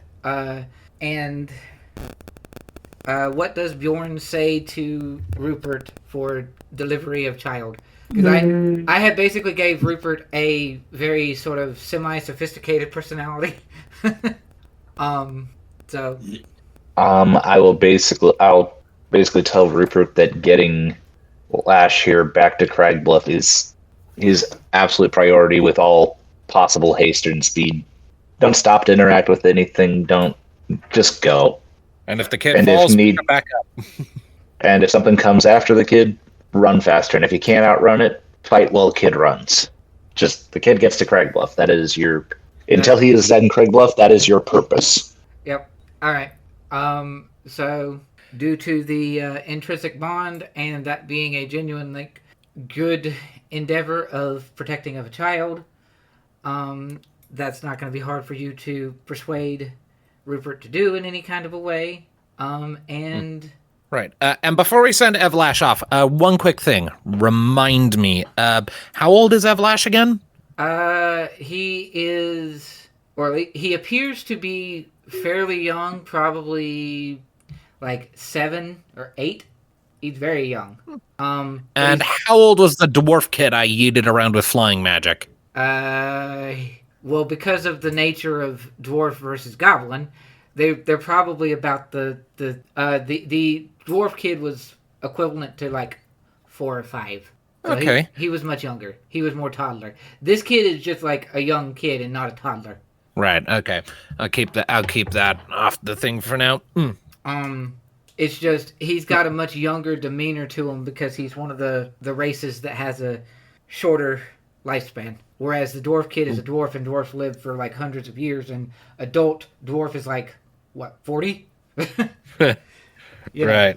But anyway, he's much older than the, at least emotionally speaking, he's much older than the other kid. Right. So he will, did you have anything else you needed to say? No, that's it. Okay. And then Lash will look at Skunk for a second for helping him, and Bjorn and the rest of the party, and then Rupert is on his way. Just yes. All right. There's just one more thing Skunk would like to do before we set off in pursuit of silver. I would like to pull out the mirror. Okay. I would like to put some distance between me and the rest of the group in case it decides to smite me. And I am going to attempt to use the mirror on the Kragbluff dragon. Kraus, you said it was? Kragbluff's dragon was Strega. On Strega. I got them backwards in my document. Yep. Okay. Do I have to roll anything for this? Me double check. Because Strega has not breathed on the mirror yet, but we have met Strega, so... Right. So it will be a D100 roll, but you're going to have a much more likely chance to succeed because you've actually met him in person. Yep. 79. Yep. Got it? Yep, you got it. Now, keeping in mind, it's sort of like scrying. It's not like a communication type thing. I mean, Skunk doesn't necessarily know that full on. True. So yeah, you will use your mirror on Strega, and you will find a room that it looks sort of like disheveled and like unassuming. There's not a lot of furnishings. It looks like a very small shack of some sort. At least at first, you don't really see anything, but then because your perception is huge, even within the scrying thing, you easily pick up on there's a lot of hidden things that somebody who's not looking for it won't be able to find. He's got a lot of hidden gems of interest for him that does include usually something of monetary value, such as actual gemstones, that is hiding in around. But he appears to be asleep. I will whisper into the mirror. Long shot here, but can you hear me? No response. No response. Shit.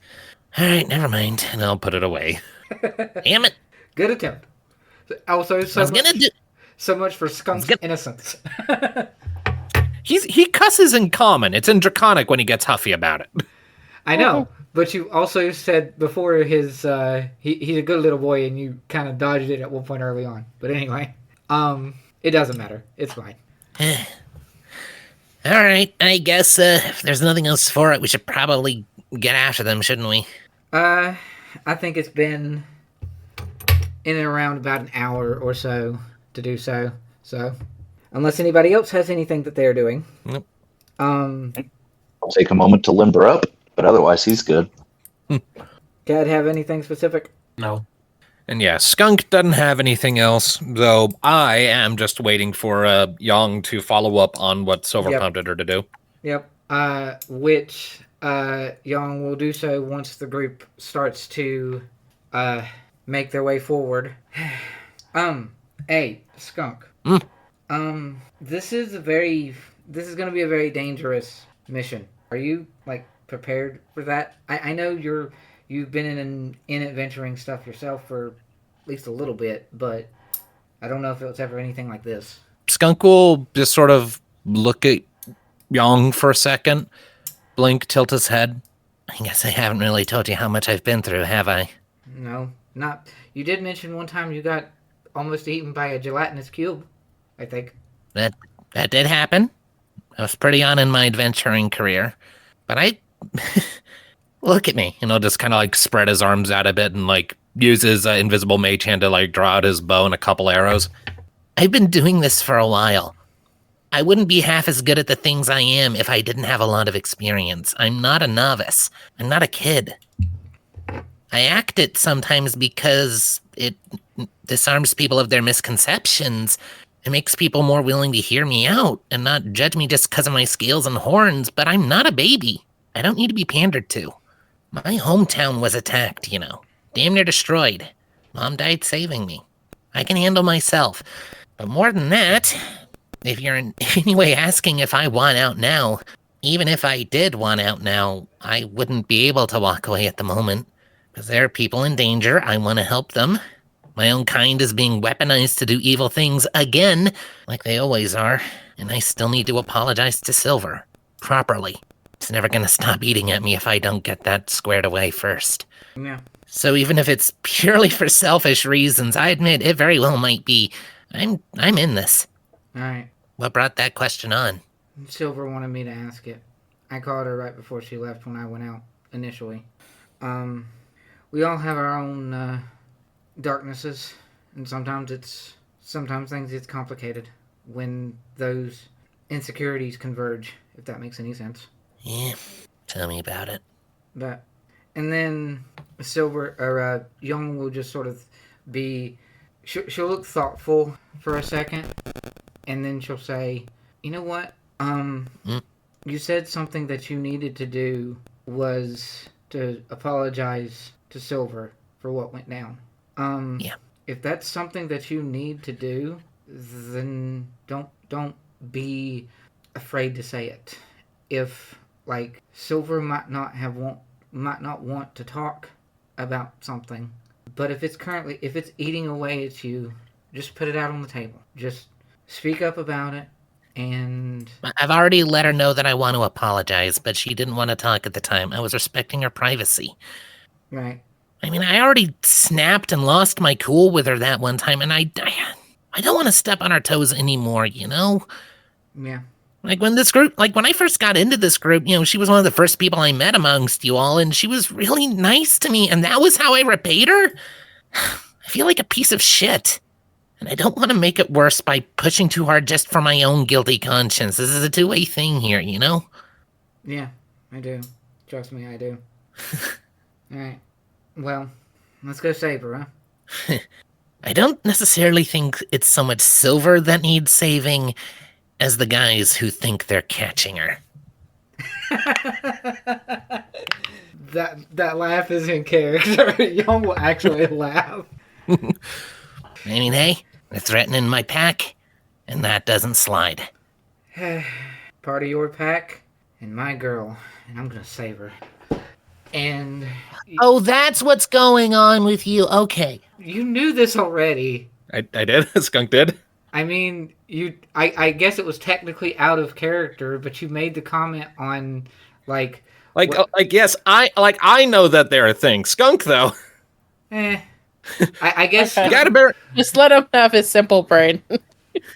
It's not so much that his brain is simple, it's that he's not sexually coded. The dude's asexual and aromantic. He doesn't clock this stuff. Oh, fine. Fair enough. Fair enough. So... Oh, that's what's going on with you two. Okay, that makes sense. Young sort of stopped for a second. She's like, it wasn't obvious? Not to me, no. Okay. That's perfectly fine. But yes, that's... Yeah, like now that I know, I'm gonna have a blast watching, but like I'm not good at spotting that sort of interaction, even when it's like blatant and obvious. I am a dumbass. Have fun watching? Yeah. Like just he like banter. Like couples bantering with each other is fun, is what he means. Okay. He wasn't saying like say. masters and Dude. clothes. I mean, I know Skunk has some crazy high stealth, but damn. He is not going. He is not a voyeur. He's like Caduceus. He likes watching couples be couples because they're cute and funny. Right. Phrasing. So Yep. saith Archer. Yep. Okay. Moving on. So, yes. Alright. I assume that this was in earshot of Bjorn and Cad, and do they have any kind of things that they want to say? I see that Bjorn is muted, and I remember that Kenneth said that he was muting because I echo. So, If I had something to say, I would interject it here. Yeah, ditto. great. Okay, I just wanted to put the floor there just in case. So with that, making their way forward to follow Silver. Making awake. Yes. We are going to jump over to Silver. Woo. Yes, and I am going to attempt to do something cool. Is it gonna work? It might, maybe. This and moving only one person to my new map as we jump to Silver. Right, yes, because that's a feature. It is. Woo! Done that before. So he is going to lead you forward, and you're going to see a very large structure, building. It does look to be like man-made. It looks kind of like something akin to a mansion or a large house. It's a little disheveled. It's not really well kept on the outside at all. Okay, so what are all the names that she knows? She knows the Kobold's name? What? The Kobold actually never gave you a name. The only Never name... did. What names did she get? I don't remember. The only name that you got was the name of the actual master of the place, which was Ludan. That is... Ludan. Mhm. I'm gonna say Ludan. Sure. Sounds uppity. It is uppity. Ludan. But yeah. So, he is going to lead you forward. And he is going to basically be like, okay, so... I'm not really convinced that this is going to work, honestly. But if you want to... I mean, I have a couple of ideas, but... I mean, I just want to see your boss. If you can let me see your boss, that's fine. I can at least get you to my boss, though he is not the actual boss of this place that you might want to meet. Because my boss is just another kobold. He's just higher up on the totem pole. Alright, follow me and don't touch anything or get too close to anything that looks weird. Okay? Not if you value your life. Well, do you value yours? Not really, no. Come on. Okay. We got everyone. We got a badass over here. And it's like, okay, don't give me the option to like knock you out and throw you behind a tree. Anyway, lead on. Yep. So we will get first room. Hurrah! It's disheveled. It is disheveled. Is yes. that moss? Are they sorting moss? What are you doing with that moss? Sorting it. Sorting it how? By taste. I sort moss by its color. Well, I sort it by its taste. That is not how you are supposed to do it. Will you stop? I have that entire fucking video memorized. Give me a perception check, Silver. Sure, let's see how well this goes. Here's my character sheet. There it is. Oh, dice gods, hear my prayer. 18. Very nice. This moss in which you are speaking about, it's moving on its own. Huh? Yeah. It sort of waves. Like it waves and moves like it's water in a pond, and it's just in a room by itself. But it's very, very subtle. Just stares at it. Like, the heck? Like I said, Okay. don't touch it. Don't touch anything. What is it? Maybe he'll tell you. Anyway, Okay. Oh, look, you're friends. yeah, friends. Oh my gosh. So he will walk in, and the kobold, here specifically, he just sort of looks at, oh look, who's back? Wait, where's the kid? I dealt with the kid, and I got something better. Hello. What? At which point, this particular kobold will jump, glide, and land in front of the other one. Well, at least you can do something right. Yeah. She wants to see How do you Ludan. know he did something right? Well, he brought somebody, actually. Somebody random. Just speaking in Draconic and she just like butts in common. Yeah. So, he's going to just sort of look Silver over and then just, well, you're way more interesting than the kid was. Fair enough. And I'm assuming if you followed him by choice and you're not tied up, you wanted to come? Yes. There you go. Good enough for me. Okay. I rolled a thing earlier to decide whether or not this leader kobold was going to be smart. He's not. Kobolds are dumb anyway. Yeah. At least socially. Technically, they can be geniuses. They can build a whole lot of stuff, but they're not. Their wisdom is low. Anyway. So where's your boss? he's further in. Okay. So follow me, and like mentioned when you walked in, don't touch the moss. What is it? I'm honestly not sure. Okay. So you will be led forward a little bit, and you will have a hallway. Yay! Boop. How am I going to get past this kind of moss? Very carefully. Okay. She does a shimmy against the wall. Roll for me athletics, or I guess technically it'd be acrobatics because it'd be kind of. Oh shit. Okay. It'd be a dexterous thing to do. Nice gods. Please be nice. Oh. Okay. Okay. Yeah, it's actually not that hard to dodge. Okay. Because it's literally all over this place. If I made it hard to dodge, it'd be annoying. But it exists, and if you don't know what you're doing, it's bad. So, forward, and you are fine. Oh, yep. Do. Moving ever onward. We'll get to another room. Boop. And it goes into a much larger room with stuff that's kind of scattered all over the place. And more moss! Yay! Also kind of a tree. Oh, joy. Okay. This is a manor? Yep. Are those stairs going down? Yes, they are. And then there's a door there and a door on the other side. And is that green thing moss or a tree? That one's a bush. That's a bush? Okay. Roll perception. Oh, jeez. Okay. 9. It's a normal bush. Yep, it's a normal bush. Okay. Um, What she doesn't know is that's where the kobolds go. Alright, so he is going to continue leading you forward and into this Okay. larger room here with kind of pews and benches that are kind of scattered about That's what these things are. Mm. They could be. They may be some combination of like pews that are fashioned from a tree that's like coming out from down below. Not quite sure, but it looks to be something attributing to a place where people can sit should they choose to do so. Also, perception again.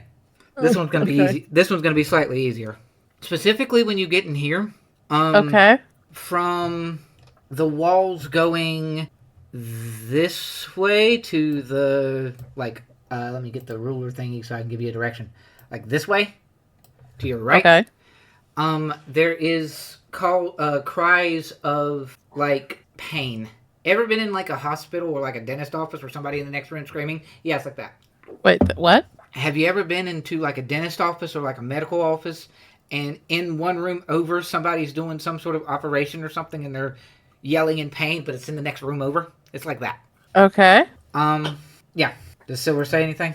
Is just looking slightly confused, but following the kobold still. Don't worry about that. That's not what you're here for. Come on. What? You're here to meet the boss, right? He's all the way back here. Yes, but what was that was about? You can still talk and walk as you go. We could. So what? Well, do you know what happens here? I have a general understanding. Okay. What does this general understanding tell you? There's experiments that go on. Yes. Improvements. Precisely. It takes a little bit longer for some people to get it. Okay. So, moving ever onward, he is going to, if I can get the right control here, he's going to lead you past these and into this doorway here, which is going to give you yet another hallway that goes down past you. Yay. More hallways. And this is a hole that goes down below, right? Yep. Did she try to look over the hole? Sure, perception. You do have dark vision, so. Oh, that was almost a 17. Yeah. Just a bunch of darkness. You do hear yelling coming from down there, though. Do you guys like wear earplugs or something to like keep out the screaming? No? Why? Or are you just used to it? He just sort of shrugs. Yeah, sure. Okay. Go out and go this way. Doop. And then yet another hallway instead of doors, just going in a slightly different direction. And he will eventually lead you into, just to make it quicker, this area here. Oh no, there's moss. I can't cross. Yep, you'd have to jump. It's not a far jump though, so you're fine. Hopscotch over. Pretty much, yeah. That is the need. He just flies. Yoink. Oh, I used to do this when I was a kid. So roll me some athletics. Oh my gosh, okay. Yep, it is an actual jump. It's not hard, but it's an actual jump. You sure about that? Wow. Okay. All right. So, you go to make the leap across, and you sort of you don't jump quite high enough because you're in heavy armor. So your jump is more kind of like a bunny hop. It's new armor. I'm still getting used to it. Yeah. And you don't go quite high enough, and the totally normal moss wraps around your feet, and you fall forward onto your face on this little patch of normal ground right here in the middle. It's not a far fall, so you're not going to take any damage, but it's not exactly graceful. Kobold back here laughs. He's like, ha ha. She quickly gets up and like continues on. Move out of the way. Yeah, just continue on. This will be a little easier for you, Silver. Strength check. Or save, rather. Strength save. There we go. Okay. Yeah, that's better. She's just like... get away. Balls are funny. Alright, so you're fine. You make your way across, and he is going to step up to this doorway here and halfway go through it because bad map. Whatever. Or bad map orientation for myself. And he will just knock on this door that's here, and there is silence for a bit, and then I was gonna say, is there no silence? I can knock. For a bit you don't hear anything, and then he's just sort of knocks a little harder. I was like, do you want me to knock? steps to the side. Have at it. What kind of door is it? It's a wooden door. Slightly reinforced, perhaps, but wooden door. She kicks it. Of course she does. Roll a strength check. It's sturdy. It is sturdy. Yep. But that's her knocking. What is... You hear a somewhat older sounding voice and just... What is going on out here? And opening the door, you will meet a very interesting individual. Actually, no. He opens the door, but he's not there when he opens it, because it's funner this way. Aw. Because I was going to say, it's like, he's there, and she's just like, looks at him and be like, you have guests. That's what. So, you have a full room here. There's like a table, and the door opens on its own, or appears to open on its own. Spooky. And you will have, this lovely individual. Ah. Uh-huh. Yep. Is that all flesh? Yes, it is. Now I just want to see what the actual freaking Full images? picture is. Sure. But, no, the moment that Silver sees him, she's going to be, like, a bit taken aback about what she sees. Full image looks something like that. Oh, that looks like something off of a freaking Magic the Gathering card. Okay. Yep, it is. Ah. The reason it does is because it is. Oh, it is? Yes, it is. Oh, okay. Then. He will open the door, you'll be taken aback, and he just sort of opens up his arms in a gesture of, like, gaze upon me kind of thing. He's like, yeah? Magnificent. Right? Yes. Yes, magnificent. So what is someone like you doing here? Of your own accord? Because clearly my subjects didn't bring you here by force, considering you're still in armor.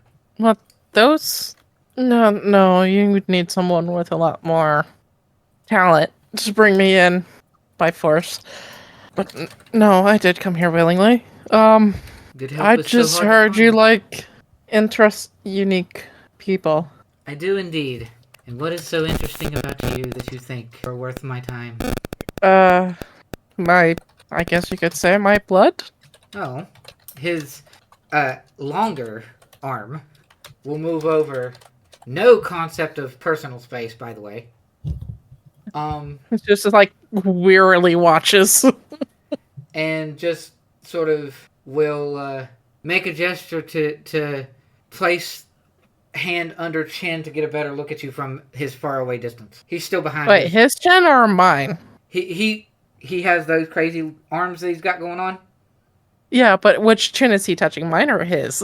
His. Or yours, rather. Sorry. Yours. Oh, mine.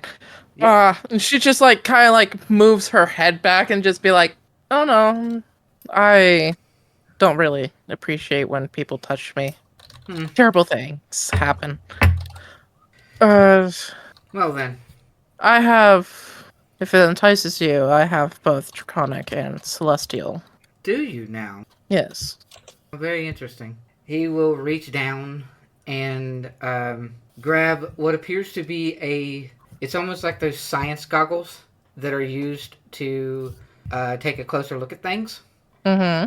And he will place them over his eyes, and then he'll just lock eye contact with you. Make me a wisdom save. Oh no.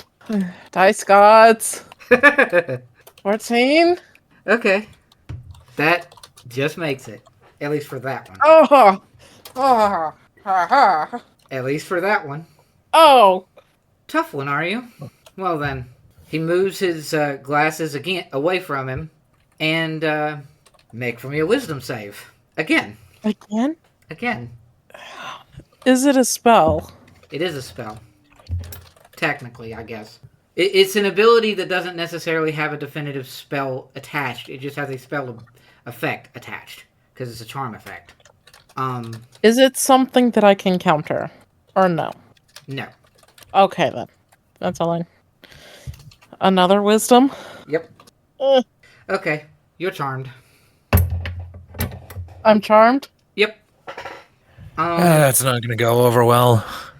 So, for the next minute or so, you're going to be listening to what he has to say, Can I and make saves? it has only one save, and it lasts for a minute. Ah. Yeah. Oh. But yeah, it's only for a minute. That's all it is.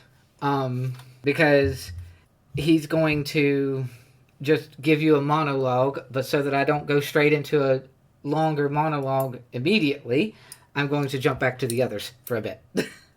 Yay! Help! Help! Oh wait, I have to wait an hour. Maybe. Who knows? Thereabouts. Meanwhile, the rest of the party spontaneously feels to break into a jog. And it, Sense of disturbance in the force. Let's go. All right. and it also depends on whether or not the party can track her in a kobold. All right. So, jumping back to the rest of the party, you guys are going to have start your trek north, and I'm assuming because crazy survival from like Skunk, I believe, who has crazy high survival. He has a decent survival. It's not like his big thing, but it's not awful. He has a +6 in it and expertise. Yeah, so good enough. Better than the rest of the group. Because I think, let me double check here. I know Oak's survival's not that great.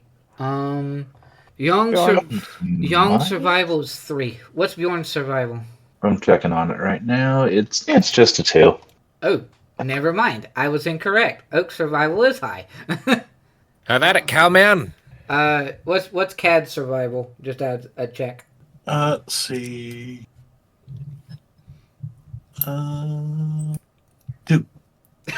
Okay. So 2, 3, 6, and then I'm going to roll it with advantage because people are working together to keep track of these, and we're going to be tracking probably the Kobold, because he may or may not be easier to track. I mean, I've got his scent probably. I was in intimately physical space with him for a little bit. You were, yes. Yes, and you've been traveling with Silver for much longer. Yeah. Yep.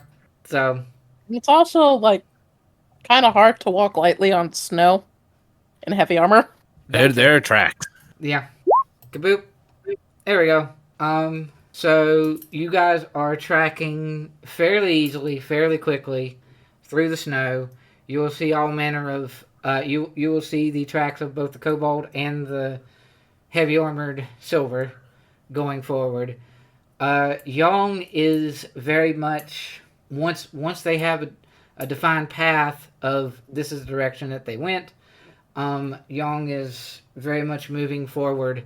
Having established that you're giving her an hour's head start, Young doesn't have to worry about traveling slow to keep distance. She's going fast. Yeah. Anything anybody wants to say along the way, specifically? Bananas. Bananas. Yes. Skunk's nose is to the snow. Your nose is now very cold. Congratulations. I'm tracking. I know. Well, What's Bjorn got? no, nothing. All right. So you guys will make your way forward, and you are going to come upon what appears to be a building, like sort of set inside the mountain, or set like in front of the mountain, and that is where the tracks head to. So Young will basically see this and be like, okay, now time for the stealth portion of this mission. Tag team? Oh, Do we all go in, or how do we want to do this? I mean, we sneaky feet should go first so we can scout things out. We only have who qualifies as heavy armor right now? Bjorn? yeah, I'm pretty well decked out in it. I mean, like physical fighters, Bjorn and Cad, and then we have like one dedicated mage in Oak. Yeah. So I think Young and I in front, Bjorn in the middle, or Bjorn and Cat in the middle, Oak in the back. Sounds about Yeah. right. Sounds about right to me. Okie dokie. So we are going to stealth our way in as a group then. I believe that is the idea. Want to stick together if we're dealing with something tough. As confident as I am in my abilities, I'd still rather be with a group. All right. And this is when I, as game master, am like, I trust for the players to not, metagame, because you guys had heard from the previous and would know by the map where silver is.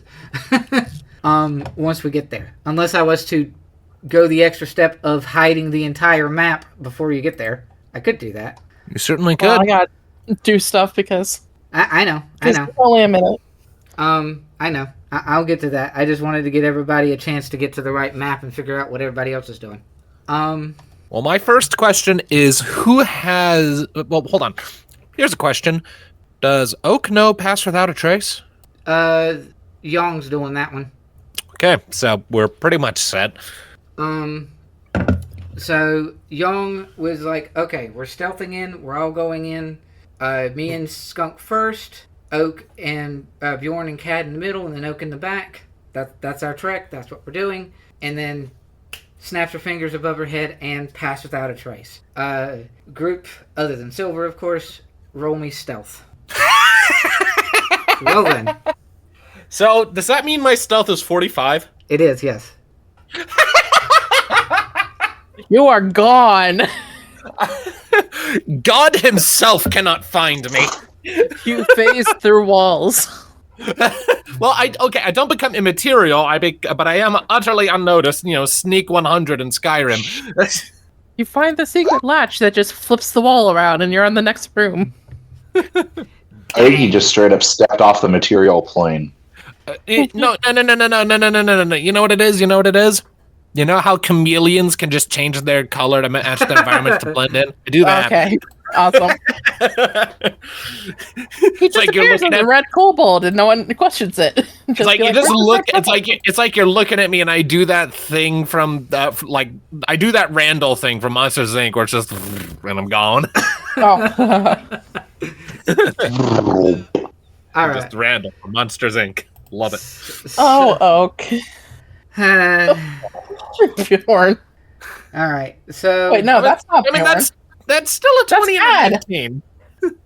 All right. Well, I'm gonna do that kobold thing I do, and I'm gonna see if I can pick. I mean, I've already been following Silver Scent, but I'm gonna see if I can get it more concretely. Mm-hmm. All right. So, what I'm going to say is I'm going to give you guys a chance to explore the map a little bit, and depending on how things go, I may jump to Silver for her to get some stuff to happen right before everybody gets to her. Depending on circumstance. But anyway, so stealth of absolute minimum is 16 on CAD. 16 to 45. That is quite the range. Yeah. Now, should I do it as a group stealth and average it together, or should I just say that the kobolds have to roll perception, and if they beat a 16, they see you, or they see CAD at least? I mean that would be the easiest way to handle it, I think. Yeah. All right. Has the most potential for shenanigans. Mm-hmm. Indeed. So, good thing these kobolds are dumb. Hooray. Although, in particular, one is going to have made his way back, and he's a little bit higher on the totem pole. I've been talking while my mic was mute. Uh-oh. Oh no! What did you say? I was going to say they all run after Cat and stuff, and everyone just appear behind them. Yeah. Oh my wamo shinde. Why is the big guy pointing behind us? Oh shit! Oh my wamo shinderu. All right. So, I love these rolls. Okay. So, I was rolling these with the intent of it was 4 kobolds, and the first of these kobolds was going to be the boss kobold, and he's the one that got the 3. Oh. And because they're low-level kobolds and don't have actual skills in perception, both kinds of kobolds have a minus to their perception. The normal kobolds have a -2, meaning that 17 is actually a 15, which Cad still beats. They like look over at Cat and be like, it's a moving boulder. There's moving moss. Everything's okay. Stealthy, yes. Okay, so, first room map thing. Boop. Well, I was gonna check the door for traps, but all right. Yeah, there's none of those. Not out front, anyway. I would just poke my head in there, scour the room for a bit. Roll perception. I have that in spades. You do, yes. 30. Yeah. So, the aforementioned thing that I said to Sam earlier, the moss is moving. Doubt I've ever seen anything like that, have I? Funny enough, actually you have. Oh, my. Because you established it. The movements for how this moss acts vaguely remind you of that gelatinous cube you were trapped in before. So Skunk is going to get, like, the shutter lines that you get in animated series when someone gets creeped out. Yep. And also because you rolled a 30, and you can sort of see it. The interesting thing about that is gelatinous cubes are made of, like, slime. They're smooth. This isn't. This looks like moss on the top. So it's essentially a gelatinous cube that's fuzzy. To look like moss instead of slime. Weird. Yep. Okay, so the 3 kobolds are just regular rinky-dink, could fight them in my sleep kobolds, but there's a winged one. Yes, and it's important to note that though the sprite there, the wings are like created wings. They're like built because they're made of wood. They're like actually organic in game. Yes, in game they're organic. They're real. Can I get a read on how tough this guy might be? I guess you could roll insight for that. I am so good at that. Yeah. Yeah. 19. There you go. Tougher than his little red buddies, but probably not that difficult for you to deal with, technically. Okay. He'll have a little bit more health and a little more skills up his sleeve, but beyond that, not really. Still, we're in a bit of a hurry, and I'd rather... That's the choice here, guys. And of course, Cad and Bjorn can voice in their thoughts. I assume Skunk might run back to the rest of the group and be like, okay, there's kobolds in there. Yeah, might as well. Go back, relay what the situation in the room is. If we go in weapons blazing, then we're gonna lose our stealth element real quick. Do we want to, cause a distraction? I can use Mage Hand to, punch out a window or something. I assume there are windows. Yep. Yeah. I mean, we don't want to blow our cover too soon because we really don't know if there are other groups or whatnot. Right. We could draw a lot of attention real quick. The one... I'm assuming you specifically mentioned the one about the wings to us? Yeah. Yep. Has Bjorn ever encountered ones like that before? I'd imagine in his adventures he probably did, but like Skunk, most of the time if you see a kobold that's got wings like that, the wings are built. And in this particular instance, the wings are organic. Alright. That is fucking wild. Yep. Alright, so we use Mage Hand, maybe punch out a window. Next step. If we punch out a window on the right side while everyone else is hiding out on the left side, that'll encourage the kobolds to fan out and explore the right side. And while they're exploring the right side, we sneak back in and get through the door. Sound good? Sounds like a plan to me. Yeah, worst case scenario is it doesn't work, and then we just beat them up anyway. So, Let's fucking go. Alrighty.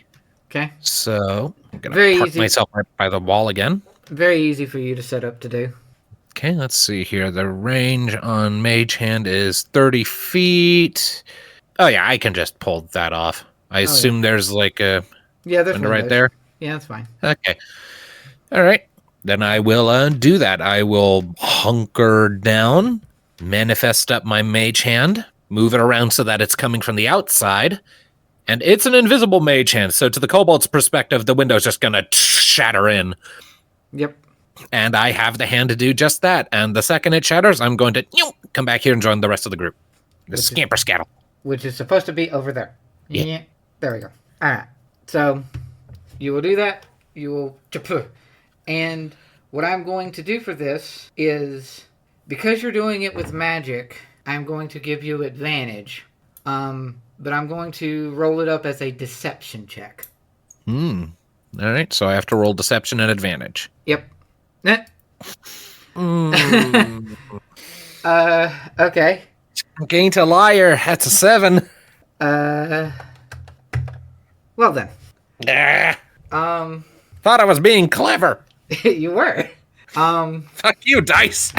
So, what will happen here is you will shatter the window over there, and the kobolds will all react, and in particular, one of them is just, wait, don't, okay.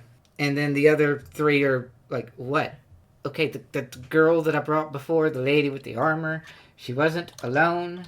It's reasonable to assume that her friends are going to come and save her. That's probably something to do with them. Okay, well, if that's the case, let's go out there and deal with them. And then it's like, shouldn't somebody tell the boss what's going on? Do you want to interrupt him? And he's probably already messing with the girl anyway? Right. Okay. And they will charge out and start looking around. They do not immediately go all the way in that corner over there to look the way that you had before. Actually, he's back here, and then this one's up front. But because you guys had such a high stealth and I rolled perception for them earlier, they're not going to find you initially. What are you guys doing? Can these windows be opened? From the inside, yes. Not from the outside. I still have a mage hand. You do, yes. I'm going to bring him over. Just float the mage hand over inside the building so that you can open it on the other side? It's invisible, so... Yeah. So I will quietly open up the nearest window, give everyone else a grin. Not quite how I imagine that going, but fair enough. Let's go. And I'll just scamper through. Mind you, there is moss right on the outer skirts of that window. Then lucky me, there's a corner right here that doesn't have moss. Yes. And I assume you bring that up to the rest of the group as you get them to scamper in the window. Yeah. I kind of regaled the whole scene to them before any of this bullshit began. Yep. All right. So, gonna scamper into the window. It's relatively easy to pull off, though I imagine Bjorn, Oak, and Cad might have a little bit difficulty climbing into a window because they're big. Skunk. Yeah. I mean, we can help them from the other side, give them advantage on if there's a roll required. Yeah. And it's climbing through a window. I can't imagine it being a high DC. No, it's No. Skunk. Just gotta be slow and steady. Skunk can do it in his sleep and he's fine, and so's Young. But it's the rest of the group that might have a more difficult time. So give me acrobatics at advantage. Whoever wants to go first, Bjorn, Cat, or Oak. All right. At advantage. Yep. There you go. Hey, you're doing pretty good. You Nice. You climb in. He isn't Bjorning today.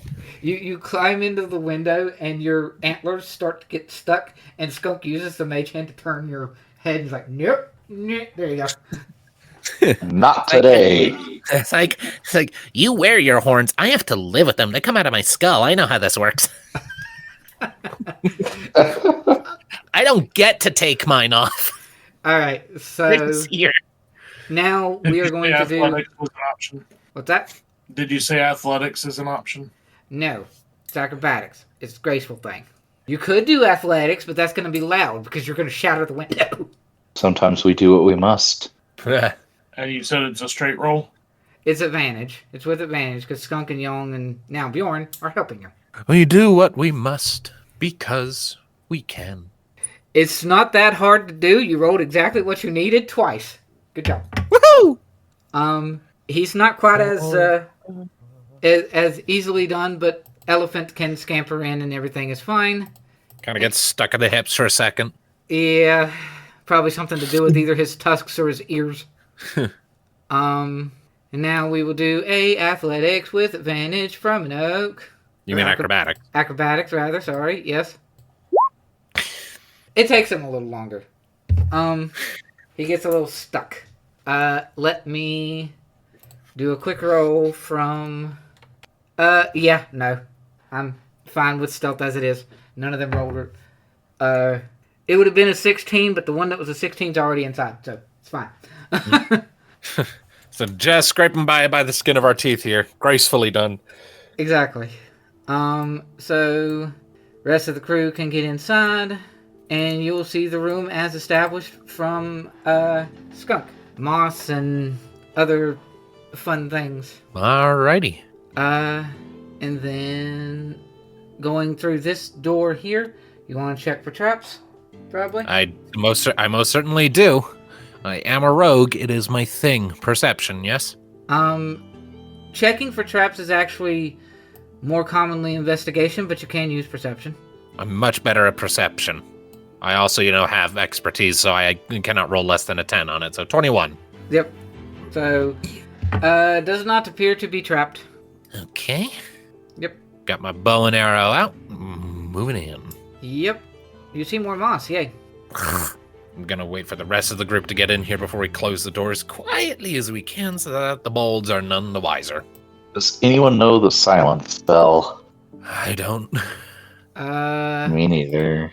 I don't think... I know Misty Step, but I don't know if that will help us here. Don't think... Because I can only take one creature with me, right? Yeah. Yeah, no. Yeah, Bjorn... Oak does technically have access to silence, but he didn't get a full night's rest before knowing he was going into a stealth mission, so he doesn't have it on him.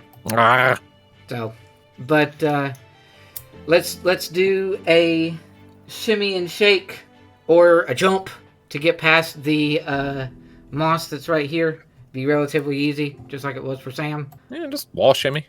Wall shimmy or jump. It is acrobatics if you want to wall shimmy, or athletics if you want to try to jump it. 28 for me. Yep, Bjorn and Oak. Alright. Did you say we could do athletics as well? You can do Or just athletics you can use athletics if you choose to do so. Good. This is slightly less chance that Hey! Hey! Yep. Oh fuck! I can't wait for karma to swing back around. Okay. So how's Cad? Is Cad jumping or is Cad shimmying? I guess jumping. Yep. Athletics. Yep. All right. So everybody got past with flying colors. You're good. Cool. And I will use Mage Hand to close the door once we're across. Yep. All right. And I'll do a little fist bump. Just yes. All right. So there's a doorway over there. Doorway over here on this side, and the doorway up top. Which way are y'all going? Can I discern what direction Silverwind scent, smell? Sure. Roll. I guess it. Do you have keen senses as a kobold? I don't think. But it is reliant on one of my senses, so. Yeah, go ahead and do it as perception, sure. 23. Yeah. She most likely went north. Forward. This way. Nah, this way. Let's not waste time with side rooms. We're here on a mission. Alright. Do perception again for investigating traps. Yes. 21. Again, because that's the thing you do. Yep. It's fine. Alrighty. I keep sniffing around. Primarily north. Primarily north. Which goes into this fun room. Ah, yes, the choir room. Or church room. That's what it was originally meant to be. Yep, that's pretty much what it is here. Yep. Or akin to one anyway. Look at those roots. And leaves and little bits of broken pottery.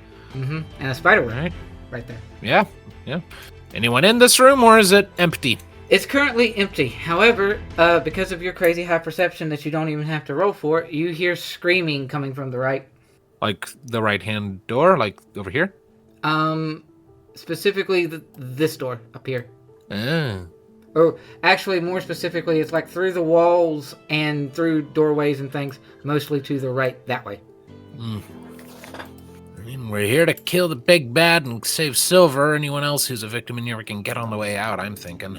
That tracks, so we should probably get up there pretty quick. following ever northward. Perception for me again to keep track of silver is not going to be hard because you can't fail. 28.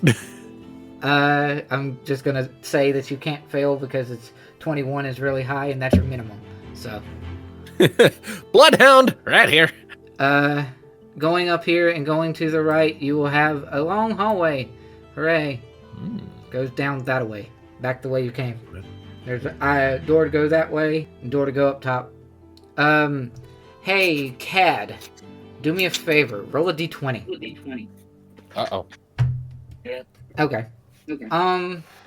So, as the group is making their way forward into this little choir room, now, because of your relatively high stealth rolls for the most part, earlier, no one is going to...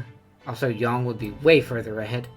But, Cad, as you guys were passing through this area of rooms here, you're going to pick up on your own perception, because you have a crazy high sense of smell too. Skunk was further past it and was tunnel visioning to find silver. You're going to pick up on the smell of blood and like brief bits of talking in a language you can't quite understand. And just notice as you guys are leaving I don't have a specific token for them, but I'm using this, so it's fine. Boop. A male Vidalcan that comes out of that hallway there. The one we're heading down? Down below. You guys sort of passed it. But you're the one that spotted it because you were the furthest, or you were sort of, I guess technically Oak was supposed to be the one to keep to the back, but Gotcha. As if this place has got more going on than just the kobolds. There's a Vidalcan that was down there, but because you rolled high on your thing, you got past them before they went through there. You just noticed it. So, yeah. You have forward and up, and you have down, and you have through here to the right. Skunk, because of your 21, it says to go this way, specifically. Going north. So you said that I noticed them through some sort of perception? Yeah, you noticed them along your way in, that they were coming through. Do you want to bring up anything about that? Like, hey guys, I noticed like all the way back there that someone was coming. Yeah, basically. Well, good thing we're all the way up here then. I know, right? Sorry, my brain apparently. All right, trap checking. Yep, you're fine. This Opening door. And then you have another hallway. Hooray! Going that way now. Ah. More and more hallways. Because as I made this map, so I know how many twists and turns there are. This bodes ill. Yep. I too have played on maps that you made, Brian. Looks like we're getting near the holding cells, I think. At least some of them. I mean, that would make sense. Either way, I'm still just following the scent. All right. Either way, what direction? Bloodhound mode.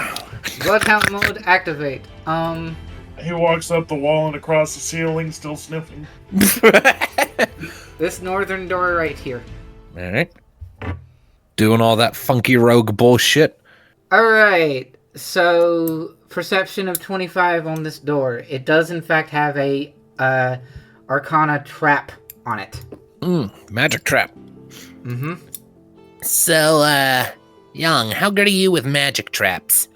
How good are any of you with magic traps? Not particularly. Yeah, likewise. They make my skin itch. That's oddly specific, but you do you. Who am I to judge your conditions? Okay. I mean, who has the highest Arcana? I have an Arcana of 6, but I don't have expertise in it, so I can't get the minimum roll of 10 with it. I've only got a 1. What is Cad's Arcana? I don't know if he would know a particular number to quantify it. Uh-huh, I know. Doesn't sound promising. Okay. So best Arcana is for Skunk, which makes sense. He's a magic rogue. He is, but, mostly because you just found a shiny rock. Okay. All right, everyone stand back in case this goes tits up. So Skunk will press his back against the door opposite the one I want to open, and I'll use my mage hand bullshit to try and pick it with at least a bit of distance to disarm the trap. Okay. With thieves' tools and things, just from a distance? Just whatever is used for Arcana disarming traps. It would be more along the lines of a, Am I rolling thieves' tools or am I rolling Arcana? Do you, you have proficiency in thieves' tools, right? Yes, I'm a rogue. That comes standard with the package. And with that in mind, we are going to roll thieves' tools, but with intelligence instead of dexterity, to flavor off of the Arcana side of it. Right, so that's an intelligence roll with my proficiency bonus then. Yes. So 1d20 plus 9 in total. Because my intelligence is plus 4 and my proficiency bonus is plus 5, correct? Yep. Mm-hmm. Nat 20. All right. Skunk is a lucky boy. Lucky boy. All right. So, An 18-year-old kobold. There has to be some luck in there. all right. So, Skunk, what's going to happen is you are going to use your mage hand. You're going to very carefully, like, break the glyphs of the runes of this trap. You're going to seemingly know exactly where you need to move certain aspects of this rune to break it without activating it. It's going to do a, like, zap staticky thing, but because you're far enough away from it and you got really good roll, you're groovy. Groovy. And trap runes disappear, and everything's wonderful, and we're gonna jump to Silver. Okay. Woo! Silver. I am charmed and forced to listen to a monologue. Yep. Okay. So you are you are charmed. You cannot leave from the current spot in which you are. And that doesn't necessarily mean you can't be kind of moving to try to get away, but you can't get too far away from him because of the charm effects. Okay. And How roughly do you say he's near me? do what? How far away is he from me? He is keeping his distance from you, but his arm isn't. Right. So there's like more than a 5 foot Yes. in between us, like a Yes. square. Yep. Okay. There's probably a good 10 feet or so space between you. And sort of continuing from where I was prior. So he will, coming right off of where you were about speaking of, like his subjects and how much they would need to, work harder to get somebody like you. You came by choice. And he is... That's better. Now you'll listen. Good help is so hard to find. I'm surrounded by feeble-minded creatures, unable to grasp the beauty in its rawest form. You aren't the first, and you won't be the last. But no matter. I can use your meaningless existence to bring something far greater to the world. As one of his hands from 15 feet away will go under your chin. And he'll take a little twitch. You know, you're obviously twitching away because that's creepy. Well, she's charmed. She's not really doing anything. But you can still... You're frozen in place, but you can still grimace, which is what you did. And you're just sort of stuck listening. Stop fidgeting, violent creature. I don't want any unnecessary bruises to my new creation. No appreciation for beauty. Selfish and foolish. Be grateful you can be made into something so much greater. I can redirect the evolution of life and steer it in a better direction. So somebody even as powerful as you may think you to be can be made sturdy yet malleable, strong yet obedient. And so, as he's like moving his long-winded hands over aspects of your face and seeing your and arms and seeing the edges of your like scaled dragon nature. And at this point, he is distracted enough that his minute runs out. The magic wears off? Yes. So what you doing, Silver? She just, like, blinks a little bit. Meaningless existence. That's what you think I have? It's what everyone has, dear. Till I get a Then you agree that you have it as well? Of course not. Not anymore. You just said everyone has it. Until I get a hold of them. No, I will prove that you have a meaningless existence when I get a hold of you. She will step up to him and grapple. Strength roll for a grapple. Or athletics, rather. Come on, Dice Scout. This is, if I am correct. Okay. One sec. I gotta make sure what kind of actions it uses. It's an action. Immediate. It's an action to Yes, grapple. it is immediate. It is a form of an attack action to initiate a grapple. Now that does not overwrite the extra attack, does it? Correct. So I still get an extra attack? Yes. If you grapple him and then you choose to attack, you can do so. Okay, I just want to make sure. Yep. Because I'm going to need to... everything in place! Mm-hmm. Dice Gods, come be with me, please. Alright. That is a 24. Yeah, so either athletics or acrobatics to get away from me. Yep. Well, he might have some girth on him, but in his base form, he's not so quick on the uptake for physicality. No. So you got him. Oh god, what's happening? His 0 is movement, and now he is gonna have disadvantage on saving checks like strength and dex. She's going to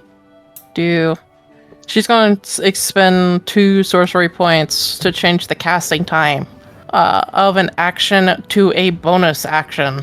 Okay. At level 4, she's casting Fireball. Oh, Well then. Not messing around, huh? I didn't ask how close he was to me. I said I cast Fireball. Yes! Alright then. Yes. So he would have disadvantage on the save because grapple. Mm-hmm. And you are casting it as a bonus action. Yep. Which means you can't change its elemental type. Nope. So it stays fire, so you're gonna get hit by it too. Yep. Is Silver able to roll dexterity while she's holding the grapple? Or is she gonna even Nope. try? Okay. So he gets a disadvantage on his roll for it. I will roll it this way. Okay. Okay, motherfucker rolled well. I mean, I didn't roll that dexterity save. The one I rolled is right there. Ooh, that 2. You take the full 22 He of does. fire damage. He does indeed. Okay. So I'm assuming it's his turn. Yep, it would be. So he is currently grappled. Mm-hmm. He He can make an attempt to break the grapple, but that would be an action. could. So. Okay. So he is grappled. He can't do verbals for. He can't do semantics for a spell because he is stuck. So, and he still has to cast the spell even if he casts it from not himself. So, he is going to attempt to break the grapple. Which is just going to be straight, right? It's not actually disadvantage. Hmm. Is him to break the grapple just normal? It's just gonna be normal. So, he is rolling a 14 to try to get free. Oh, right. I knew. Mm-hmm. So he breaks free. Yep. But that was his action, and he is going to step away. It's also going to be loud, so we're probably going to hear this. Yep. It depends if you actually are technically in the building by the time this happens. He just took the full force of me doing fireball while holding him. Yes. He's gone. That means you win. Oh, wait, never mind. Oh, if there's any wood, it would be on fire too. Yes, which this area is chock full of wood. So, you have just created a burning area. Hooray. This is why the map has the dreamy aesthetic. We're not really sure what happened, but at the end, it's going to be like, and it was all just a dream. Request guidance on how best to set up this combat situation, because I have party outside, and commotion and ruckus happened. Or the merrier. Commotion has happened inside of the establishment as you guys come up. Big fireball goes off. What I would recommend, just have us be in this room here when the explosion goes off. We've done our successful sneak past to these guys because that was, like you said it yourself, that was clever and we pulled that off. We already have our dice rolls to know that this trap is a non-issue. And if the timeline changes in any way after that, it doesn't overwrite anything we did that was cool or meaningful. Everything after sneaking into the foyer here was basically just me sniffing things, opening doors, and jumping over some moss. That is fair. Okay. So that's my take on it. If anyone else has a different take, by all means, voice it. Oh, this is perfect. Hey, guys, in a little bit, there's going to be a dude that comes out from above. Oh my gosh. Now it's actually useful instead of after the fact. Yay! Hey, I rolled my miscellaneous D20 of a 17, so there's a guy over here. I don't know how that's a perception, but yes, there's a guy over here. I mean, hey, maybe that can even come into play. Like, put him on the turn order, maybe he catches up to us as we're going through things. I don't know. Okay. So, with that in mind, everybody is in the church given room here. And that is when fireball in the back goes off. And then initiative rolls, chaos ensues from everyone. And beyond that, I'm going to handle everybody's turns as where their turns are. And conveniently, the bozo that you're dealing with is low in the turn order. And I have a visible turn order for other stuff. So, would I be correct in assuming that this is where we're going to be stopping for the night? I was also debating that as well. I was just wanting everyone's consensus. Yeah, I mean, I've got a full comment in me. Yeah, I could keep going, but I also know that a lot of us are tired as balls. Well, do we want to just move forward until we get to that position where you all got to? I mean, then we'd be stopping in the middle of combat, and that's always awkward. Not really. It's just, well, it gets awkward when it's like a lot of us, but since it's just me and him currently fighting, maybe?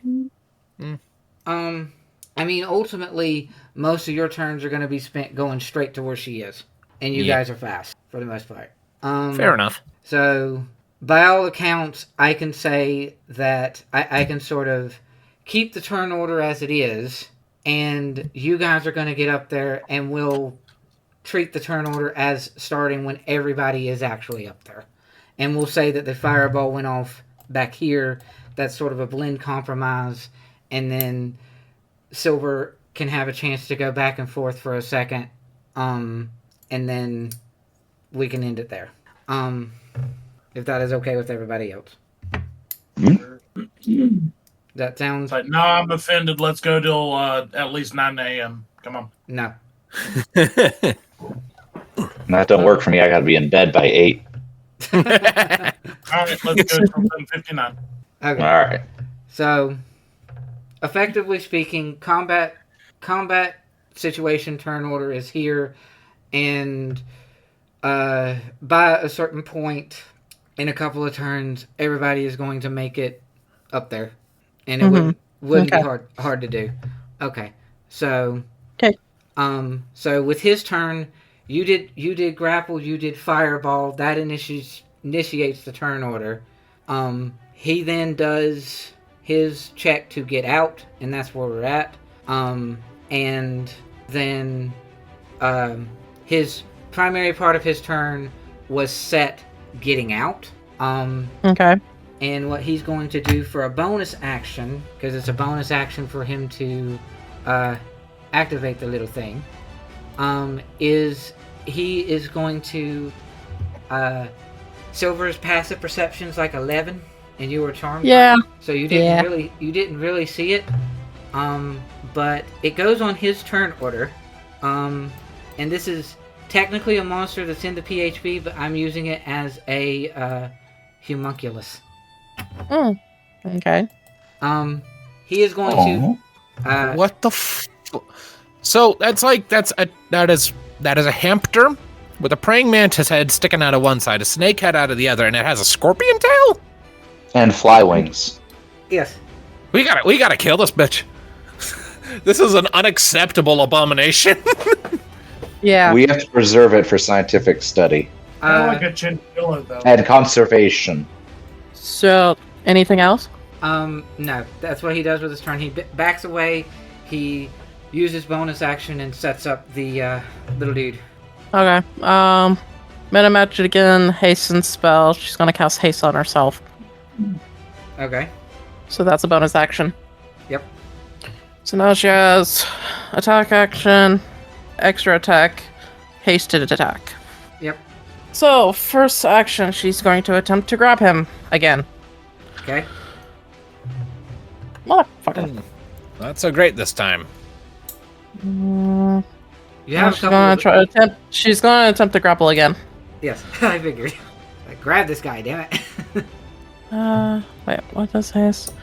If only you were a barbarian and you could rage. I only have advantage on dexterity saving throws. Yeah. But my armor did go up, so, yeah. Okay, she's gonna swing with her last one. 26 hit, Oh, yeah. throwing a smite on top of it. Okay. Divine Smite at level 3. Okay. Being undead. No. Okay. Just a 17? Or 17 base and then... And then, 15 on top. So, 32, I think. Math. Yes. His turn. Cool. Alright. So, let's see. Alright. So, what he is going to do is he is going to reach for his... As a bonus action, he's going to reach with his long arms for a flask that he has nearby, like a little flask potion looking thing. And he is going to down it and drink a potion as a bonus action. What color was it? It was as it was passing through your field of vision, it was shifting colors. It was a glowy mystical potion that's going all over weird directions. Okay. So with that, bonus action, he does that, and then main action, he's going to you're in his range because you went into melee. So he is attempting to run. Well, this is he's attempting to run away from you. Opportunity. I get an opportunity attack. Yep. 29 hit. 29 hit. He can't move. Sentinel. Yep. Put him back. Yep. And that was his bonus. That was his move. And then he is going to use his actual action, seeing as how he is currently stuck and can't move. And he is going to attempt to cast a spell. You already used your reaction when he was running away. So no counter spell. And he is going to cast Sanctuary on himself. That's a bonus action? No, it's his actual action. Bonus. Oh, action. Okay. Yep. Never mind. Yep. So he does Sanctuary on himself. Your turn.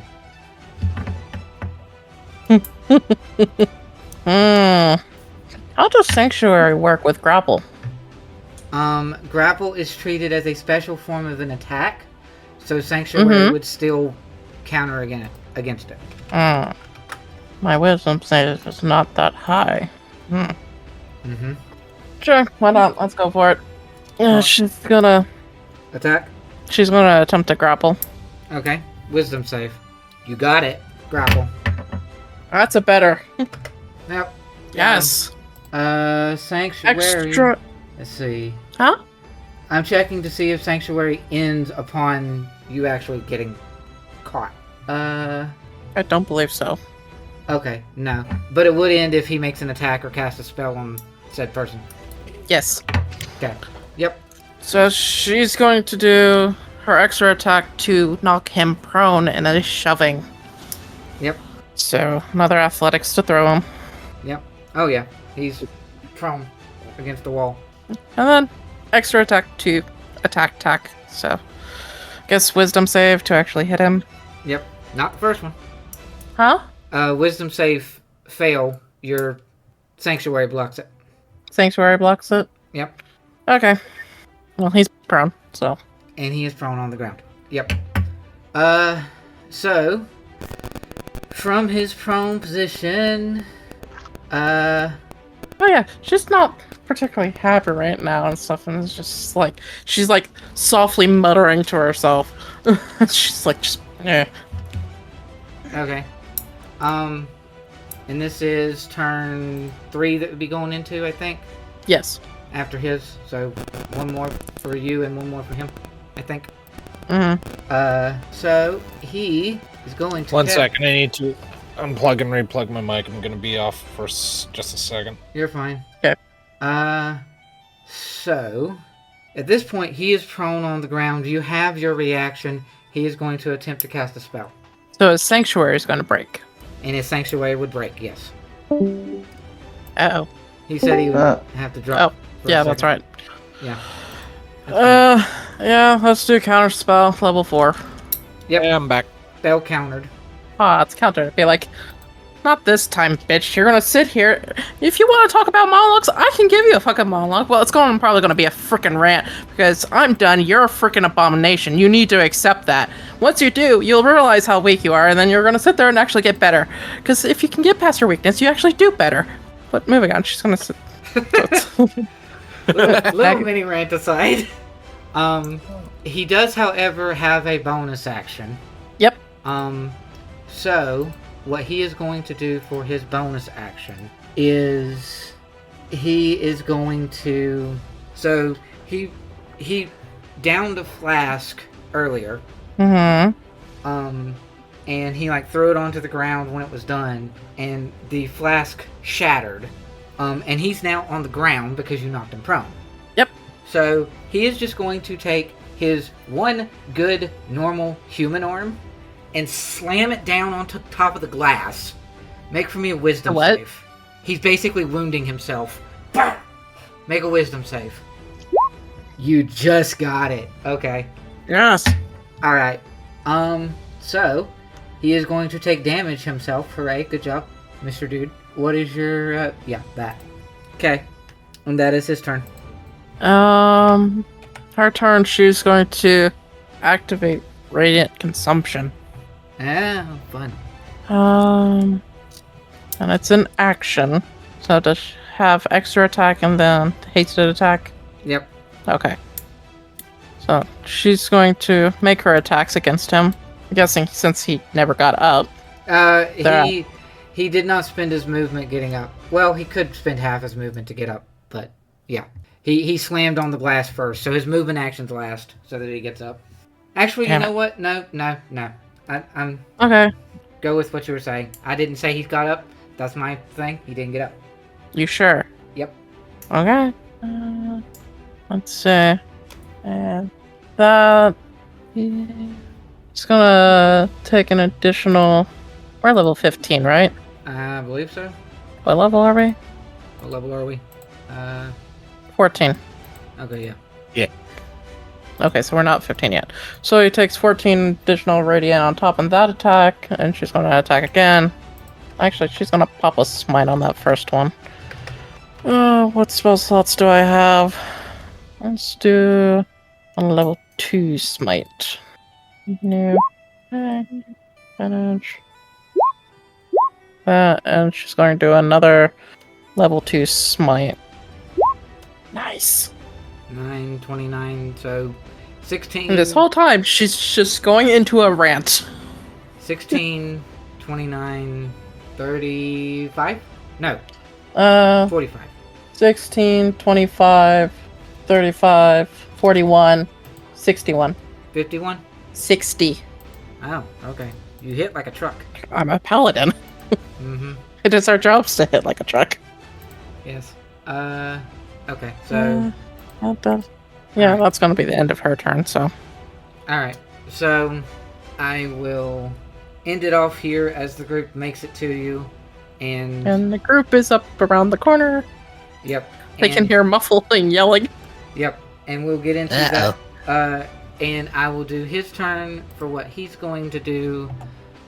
You smacked him a couple times. He's still prone on the ground. And he is going to... That kobold implied to us we were going to have a rough time, but all I'm getting is that Silver is bodying this person. Wait for it. Am I Well, reading that wrong? She's doing her thing. It's going to come for there to be a bad time, but yes, one, I have to get my own crap together, and two, I have plans for where the elements of this combat are going to go. I just have to have characters roll well in the hidden agenda of things. But So we have ads. yes, there are ads coming. Possibly. Yes. I mean, the walls are made of stone. How well does sound travel? All they heard was trying to poof. They heard the fireball, and now he has no qualm. I'll get into the specifics of that later. Let me get his move. Oh, can we say that Skunk smells smoke as they get near? Yes. Uh-oh. Okay. So you are standing over him, Going, like, going- diving into a rant going to in town anger. on him. Radiant, just like, rawr. Mm-hmm. All right. So he is going to stand up and wave his hand to cast a spell again. Do you counter? Counter, level 5. Cool. So he does that. He raises his hand. He goes to cast a spell. You counter it. His action is done. He knows you're going to wound him if he tries to run away. He doesn't get his action for the turn because he spent it to do the other. And so instead, he is going to down another potion that he has for his bonus action. And that'll be his turn. And we can go into rants and raving of what people say whenever we get to that, and I'm more coherent. Unless you want to say what your rant is and, like, write it out or something. No, that's fine. So that is where We can we're... save it for next time. That is where we're going to end it. I'm sorry for shenanigans and me not being so great tonight. Okay. And yeah. This has been Shadows Can Be. Sam, join us next time. Will be... It's Skunk. This has been Shadows of Gradiriel. Join us next time as we absolutely floor this squirrely little fuck nugget. I'm confident that's how this is going to go. There's a lot of us, and I have sneak attack. And that's where my recording ends. Just the little squirrel?